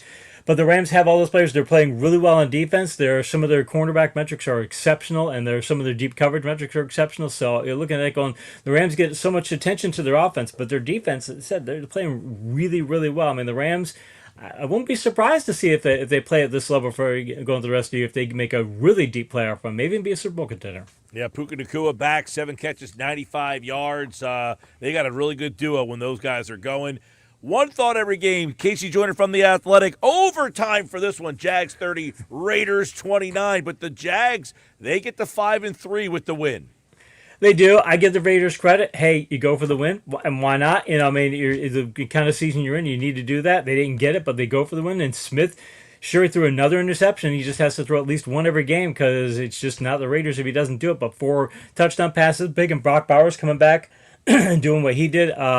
Are you kidding me? 43.3 fantasy points in PPR leagues. That's huge. So if Bowers is back, that makes a big difference for the Raiders. But give the Jaguars credit that that to be able to win a game like that there's a lot of reasons they could have lost that game. But to go on the road against a team in that situation, I give them the credit. And again, they're 5-3. They're very much in the race. They are in the race. And by the way, one thought every game. They're in the race, and they beat the Chiefs, who lost to the Bills 28-21. 10th meeting between Mahomes and Allen. Allen leads the regular season 5-1, but he's 0-4 in the playoffs. But they get this version, and that puts the the Chiefs in a position where they might not make the playoffs at this rate. If I understand correctly, if I remember correctly, that the standings stand right now, if the playoffs started today, they wouldn't be a playoff team, which is incredible. And no Lamar Jackson and no Patrick Mahomes in the current playoff fields. Yeah, exactly. And thing is, Spagnuolo goes up to Josh Allen after the game and says, laughing at him, but he was like, I hate playing you. I wish you'd retire, because he knows how hard it is to beat him. And Allen doing a lot of different things. I mean, he scores a couple of rushing touchdowns. James Cook gets moving. This is not a great passing offense, but you got Kincaid. They were able to do things through the vertical game, and the Chiefs have been playing exceptional. Well, it's the first time that Patrick Mahomes has completed less than half his passes in the game. The Chiefs, I think they've got some problems because they can't run the ball. Mahomes is doing a lot, but you don't have great receivers, and if he plays a really good defense, he's shown that this offense can't get a lot of things done. You can only play Carway out of so many things, so the Chiefs got some problems. One thought every game. It's funny how 1 week, because everybody thought the Chiefs looked like they were back and they were better than ever. Now all of a sudden they've got problems. Seahawks 38. Commanders have problems. They have no quarterback. They don't. And again, why is he out there as late as he? That time of the game, it doesn't make any sense. And, I know there's, I don't think the Commanders are going to be, maybe they make the playoffs and make a good late season run, but still, this is your franchise quarterback. He's not making the playoffs. Yeah. Even if you said they had a shot and you say, okay, but it's like, why is he out there? The season's over. You've got Mariota. You've got a decent backup quarterback. So, I mean, there's no reason for him to be out there. Just, it doesn't speak well for them, and why they would try and press the situation. If he wanted to, you still get him out the field and things. But I tell you what, that takes a lot away from Seahawks. Fantastic defense, great rushing attack as far as talent-wise. Sam Darnold is playing at an MVP caliber pace. Smith and Jig was great. I mean, and they just added Shaheed. So, okay, hey, this can be a really good team. People like that team. People like that team. We're starting to see people buy into the Seahawks. You got Seahawks, Rams, Niners out west. That division's jam-packed. You got Packers and Lions. They both lost. Let's go one thought every game on the Cardinals upsetting the Cowboys. Jacoby Brissett with the win on the road against a Dallas defense that we talked about earlier. Stinks. And now Brissett has been named the Cardinals starting quarterback. Doesn't matter what happens with Murray. He's the starter, which is like they just announced that like in the last half hour. Like, wow, really? But you look at how Brissett has played. It's understandable, and you're playing that well. And Dan Mercado comes back, and you got Bam Knight, and now you're going to have your running back. You're going to have a three-headed running back crew, which is great. You've got Harrison playing well. You've got McBride. They've got some solid players. I'm not saying the Cardinals are going to make the playoffs because they're the toughest division probably in the NFL, but they did that well. But the Cowboys, I mean, I know they added the defensive players, but usually can get into a shootout. They usually can just push a button and say we're going to get into a shootout. They couldn't do it, and if they can't get in a scoreboard shootout, they can't win. So great to add the defensive additions that they did, but this could be a warning sign for the Cowboys because if they can't go shootout mode, if they don't get to, they haven't won any games this year where they don't score 37 points, and you can't score 37 every weekend. Last year they didn't score even 20. So big concerns for the Cowboys offense. And there you go. It is one thought every game as the NFL Week 9 is in the books. And, of course, we'll have one thought every game on Week 10 coming up on Thursday. We'll look at the Eagles and the Packers a little closer on that matchup there. And all the Week 10 action, which begins on Thursday night with the Raiders and the Broncos. That Broncos team, they cannot afford to slip up against a team like the Raiders if they want to win that division, which I have them winning the AFC West. He's KC Joyner from The Athletic. That is one thought every game here on the Sports Best. Thanks, man. Hey, thanks, Mike. All right, he'll be back on Thursday's show with One Thought Every Game. And One Thought Every Game is brought to you by BMW of Atlantic City, where your luxury BMW experience is closer than you think. Take advantage of exceptional savings and experience luxury today at BMW of Atlantic City. All right, Josh, we got the Nuggets coming up. We got a special late edition of the Nuggets. You hear what he said there? Jacoby Brissett has been named the starter. Yes, there's a little more information that's come out about that, and this is part of the problem in today's society where everybody wants to be the first to put the story out, but then there's more information. It's like, but wait, there's more. So I was reading a couple of tweets from the guys from NFL Network. Apparently, Gannon explained that Kyler Murray's foot injury is apparently worse than they realized. Do I need to drop him from my fantasy team? Yes, because they said the doctors said that if he comes back too soon, he will re-injure it and make it worse. So now they're basically saying that Brissett is going to start till further notice because they don't want Murray to have a career-ending foot injury. Convenient, right? Well, listen, you say convenient. I just don't like to look at these coaches as getting up there and lying. You know, I don't think Gannon is getting up there and be like, let me spin a story for you guys. You know what I mean? Yeah. All right. Well, Nuggets are on the way. And don't forget, 99 Bottles got another chance. Valerie in Mays Landing is our latest qualifier. Congratulations to Valerie in Mays Landing. She joins Gary in Galloway. And back in the first hour of today's show was Kevin in Northfield. So Kevin, Gary, and Valerie, and one more coming up in just about 40 minutes from now. And don't forget, this Friday, Boxing Insider Promotions bring another action-packed fight card, the Tropicana Showroom in Atlantic City. Not one, not two, not three, but four undefeated South Jersey boxers all in action at the Tropicana Showroom Friday, November 7th. Tickets on sale now at Ticketmaster.com. So you can see it. Mr. Atlantic City, Justin Figueroa, Holy Spirit High School graduate, Josh Popper, Absegami High School graduate, Bruce Selden Jr., and rising women's boxing star Leah Lewandowski from Berlin, New Jersey. All in action and more Friday, November 7th inside Tropicana Showroom in Atlantic City. All right. Nuggets on the way. That's coming up next. Don't go away. More Sports Bash. 97.3 ESPN.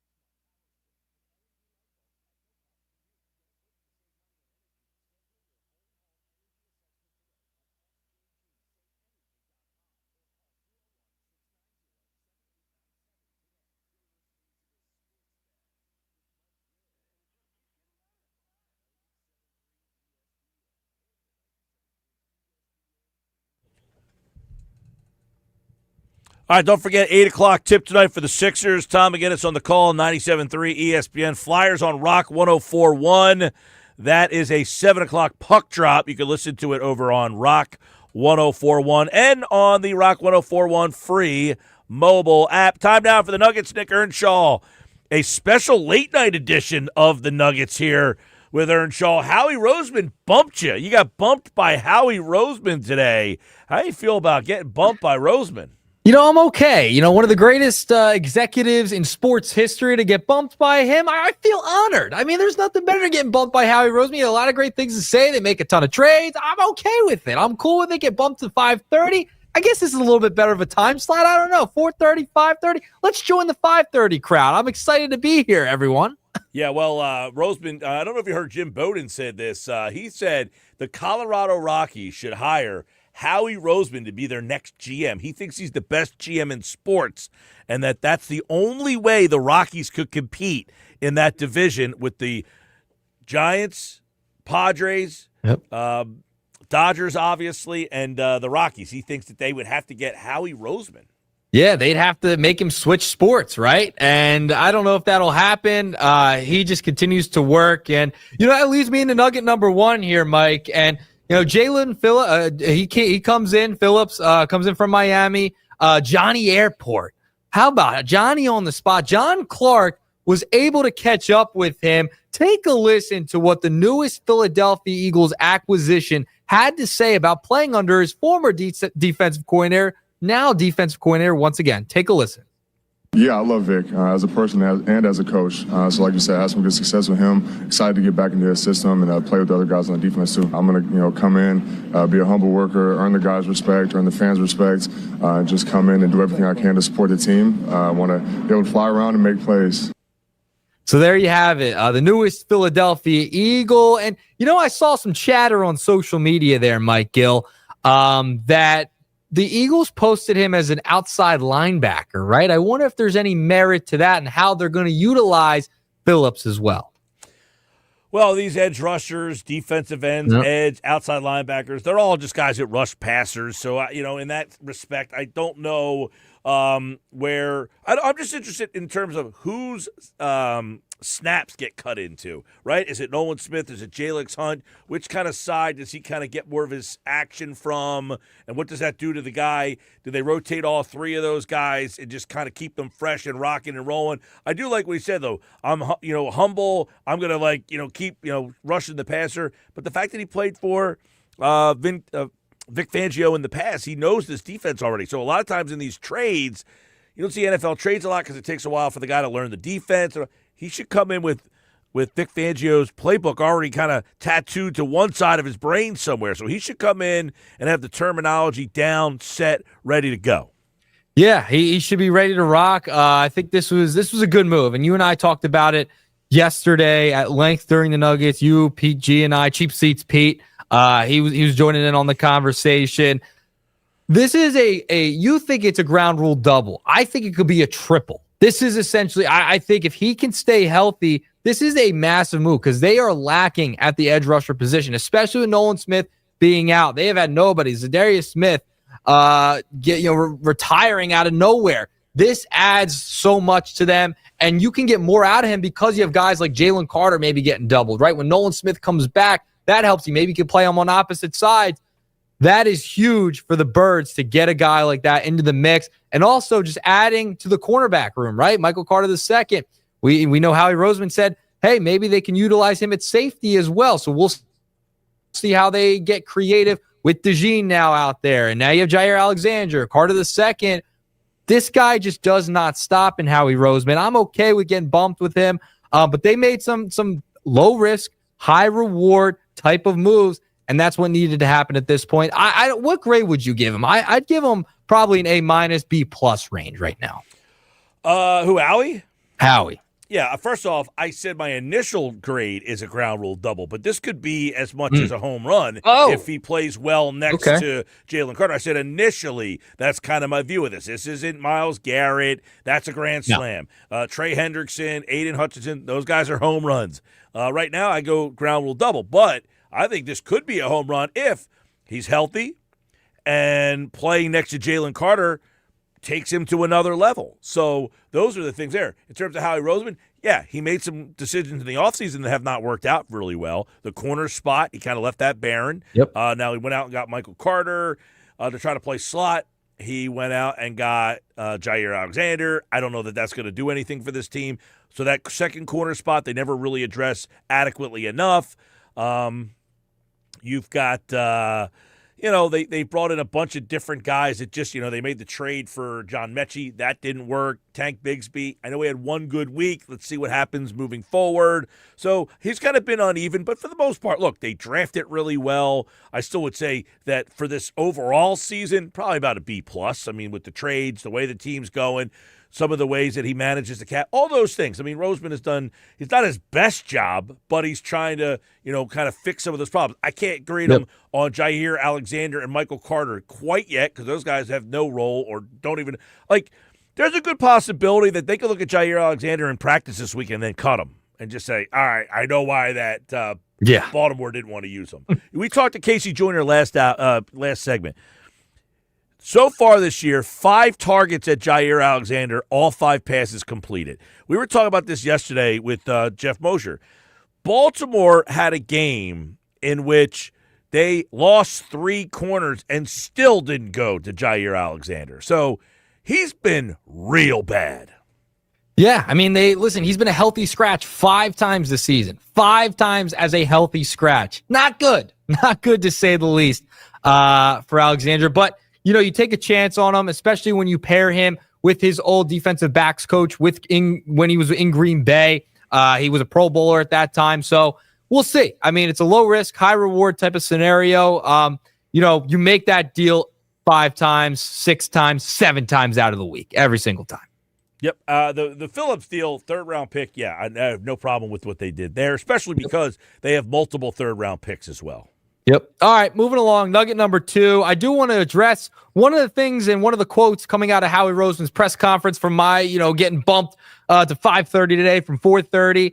And in regards to A.J. Brown, Adam Schefter even tweeted out about A.J. Brown not getting traded, not getting moved at the deadline as the deadline passed at 4 p.m. today. Howie Roseman said this, quote, "When you're trying to be a great team, it's hard to trade great players. He wears a C for a reason. He's an important part of this team and organization. We're very lucky to have him on our team." So, listen, AJ is going to be here the rest of the year. No doubt about it.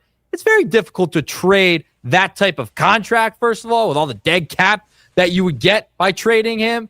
And, by the way, he's one of the best receivers in football. So you're not gonna trade a guy like that. You're gonna deal with a little bit of the stuff that goes on. Maybe try and tell him to cool it a little bit on social media, but you don't trade A.J. Brown midseason. It's just nonsense that was even talked about. I know all the craziness and social media and all, but they're gonna find a way to get A.J. the ball. Let's be real here. I mean, I never entertained it once. I mean, I just thought it was preposterous nonsense. Never even really talked about it. I mean, so I never saw it happening. Didn't even think about them trading A.J. Brown. You don't trade a guy like that when you're trying to win the Super Bowl. If you're a 6-2 team trying to win the Super Bowl, you don't say, hey, I got a great idea to make our team better. Let's trade A.J. Brown. And I like the fact today that Howie Roseman said he wears the C on his chest. He's a captain. He didn't have to add that little caveat in there. Nope. He's letting you know. The people who thought that this was a possibility, you sound like a bunch of imbeciles. And I'm happy that he did that. Yeah, I read. That's why I read off the quote, because they believe in that guy. They gave him a lot of money. They're not just going to trade him away because of a couple of social media posts that he's angry he's not getting the ball. What wide receiver doesn't want the ball? You shouldn't be playing wide receiver if you don't want the football, okay? Now, is a little extra sometimes when he's posting on social media. Sure, I understand that. He doesn't need to go out and put it out in the media for everyone to get all crazy about it and think he's going to get traded. They're not trading A.J. Brown. The dead cap would be way too much anyway. You don't trade a winning player like that, and he's one of the best receivers in football. You're not going to trade a guy like that. I'm glad that he added that caveat. I'm glad you mentioned that too from the quote. He wears the C. They're not trading A.J. Brown, okay? They could deal with a little drama of him wanting the football. I'm cool with that. Cool with that. My lesson for people out there would be, please stop reading people's social media and taking it with anything. Just don't read into it. I think that I got to read into it a little bit. You got to read into it a little bit, Mike. Come on. You don't have to read into it because you know why? Every single person is different, and every person doesn't think the way that you think. But regardless of whether we want to keep trying to make people think like we do, some people just don't think like you do. No. That's just why you can't read into anybody's social media posts. No, that's not the point. Well, you have to read into some stuff, especially in today's day and age with this type of player. All right? In the younger generation, unfollow, posts, cryptic tweets, they do mean something. Let's not get it twisted. They do mean something. His post means he wants the football. It's clear. He wants the football. But sometimes you have to read into this stuff because that is the way Gen Z and this generation of player communicates. An unfollow, a taking the name out of the bio of the football team, that type of stuff, I hate to break it to you, that does matter in today's day and age, and that could prove something's going on behind the scenes.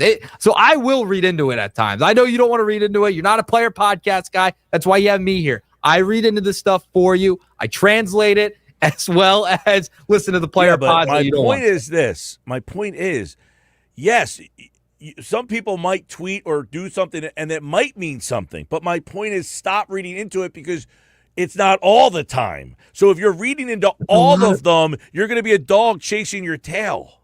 Yeah, but a lot of times it does in this day and age. It's just the world we live in. That's just where we're at. Like when I don't really recall a situation where there was like this guy tweeted this and then this happened or that. I mean, we've been talking about this for A.J. Brown for like 3 years.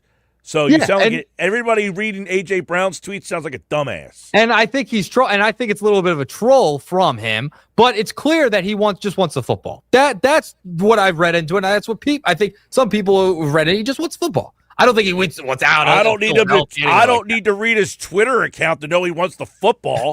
Jeez, No. That he's upset of not getting the football. I get that, but I'm saying I don't need to read into his tweets to understand that a wide receiver wants to get the football. Like, I don't need to say, ooh, he tweeted this. Maybe that means he wants the football. What am I, an idiot? Of course I know he wants the football more. I don't need to log on to Twitter to find out whether A.J. Brown's tweet means he wants the football more. I'm saying in the macro, though, like, if somebody tweets out something or removes the team name from their bio or something along those lines, it might mean, hey, they're leaving in free agent. I'm talking about the macro, not just specifically A.J. Brown.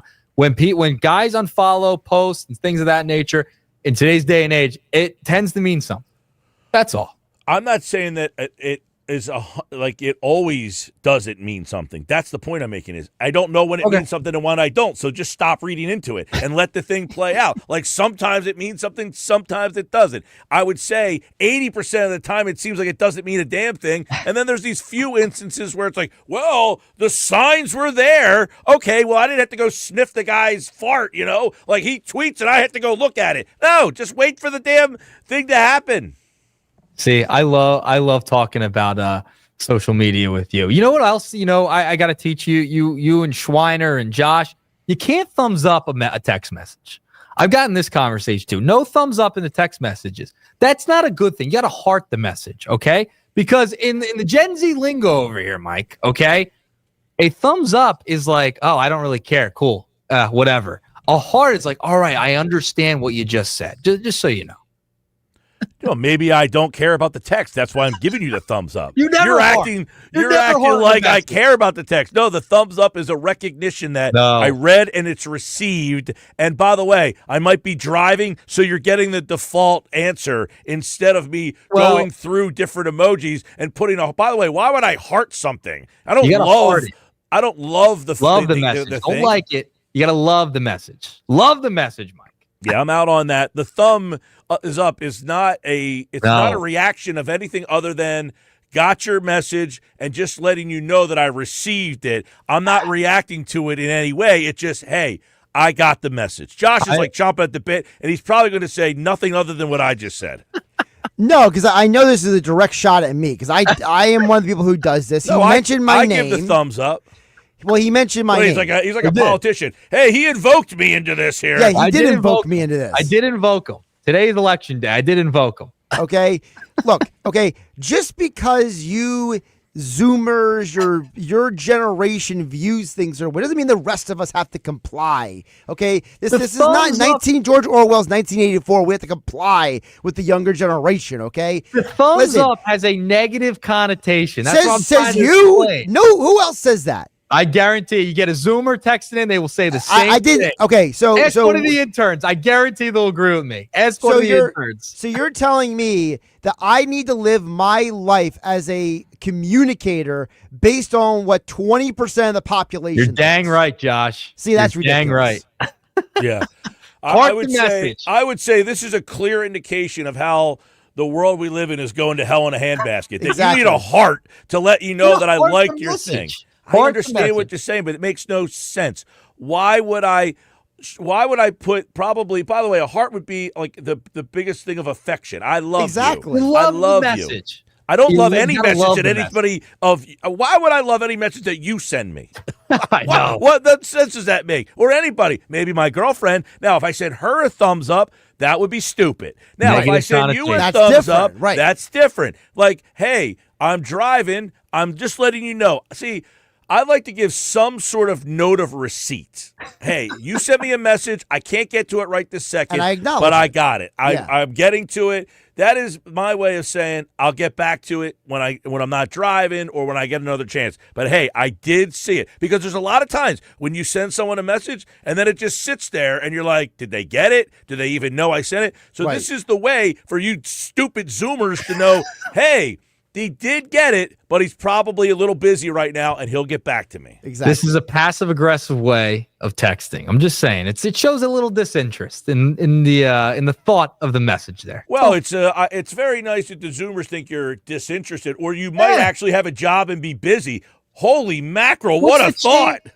Just heart it. Just heart it. It's a better connotation. Nah. It's a better connotation. The heart is I'm safe with Mike for people Gill. that you love, Yeah. that you Of care course, for. you boomers. You boomers over there and you Xers. No, guess what? The world is changing right before our very eyes. We're watching it all unfold right Now, here. listen, at I least actually I'm had a kid. educating you. I I'm had a kid. educating you I had on a this. kid knock on my door the other night, grassrooting the election. He knocked on my door I heard. and tried to get me to vote in the election, which is today. We're in the middle of the football game. In the middle of a football game. Yeah, that's Yes. crazy.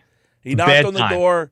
He Not said, good. "Sir, I just want to remind you that to go out and vote for so-and-so on Tuesday." Now, see, the problem is, though, Nick, Mike Gill's too nice of a person, because I would have turned around to the young man and say, young man, do you realize what time it is on a Sunday afternoon for you to be coming to my door and asking me this question? I did feel bad for him. See, Josh would have gave him the diatribe and listen, son.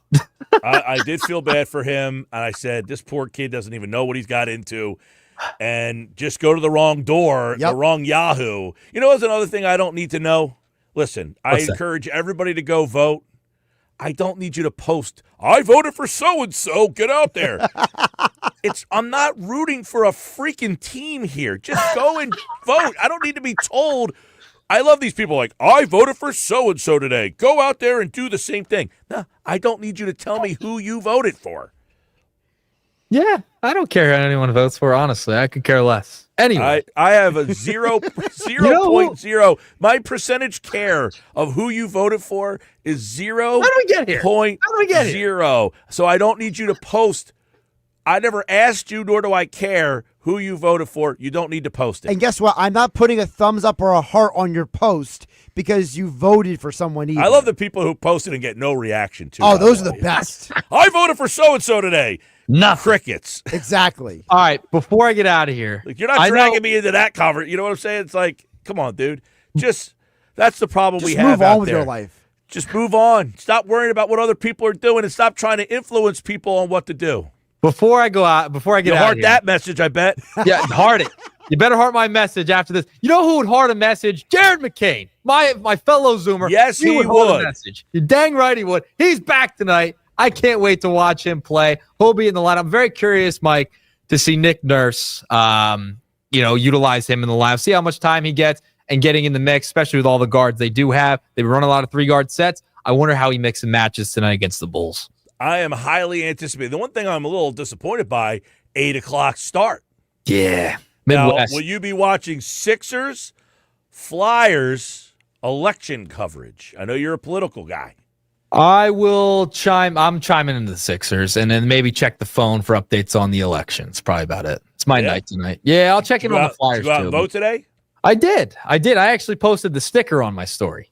Sticker's fine. I don't care about that. You can tell me that you voted. I just That's don't all give I a did. bleep That's all I who you do. voted for. Yeah, You know? no one cares. Like if we all just kept that to ourselves, we'd all like each other a lot more. I agree. You know I what totally mean? agree. We got to be positive. We got to a Nuggets over situation here, in and this McCain. world. We got to a situation where people started like broadcasting who they voted for, and now you're like, it's like a sports argument. Like you're taking sides because you vote for this guy or this guy. Yep. That this guy might as well be a Cowboys fan with an Eagles fan. Welcome to 2025. Just keep it to yourself, and we all like each other a lot more. That's all. Yep. Heart my message later. That's my hearted message right there. There you go. Keep Love your it, Mike. vote to yourself, and we'll all like each other a lot more. You want to thumbs that one up? Three pack of Nuggets. Heart every He gave me a single one of thumbs those up on that one. By the way, I'm getting the ton of thumbs up on the text board. I love it. So it's all right. Listen, McCain would heart my message. I know that. My fellow Zoomer. I guarantee Edgecombe's a hearter of the message too. McCain definitely is. Yes, absolutely. He's been all over the spots today. All right. See. There's a late night edition of the Nuggets here on the Sports Bash. All right, Sports Bash Live. Who wants to heart that and who wants to give me a thumbs up? 609-403-0973. Get out there and vote, everybody. Do your civic duty. I just don't care who you vote for. You don't need to broadcast it out there. You don't need to post it on your Zoomer Facebook page, your Boomer Facebook page, your Twitter handle. I don't care. Just go out and do it. Have a good time with that. All right, we will back tomorrow on the show. It's only Wednesday tomorrow. I feel like it should be way later in the week already. The Eagles feel like they haven't played, and they don't play on Monday now. Tomorrow on the show, McGarry's back. We'll talk Sixers, Bulls, Q Myers looking back at the NFL and ahead to the big stories, the trade deadline, Fine 5, Ugly 5, football at 4, all that tomorrow here on the Sports Bash. Have a great rest of your Tuesday night, everybody.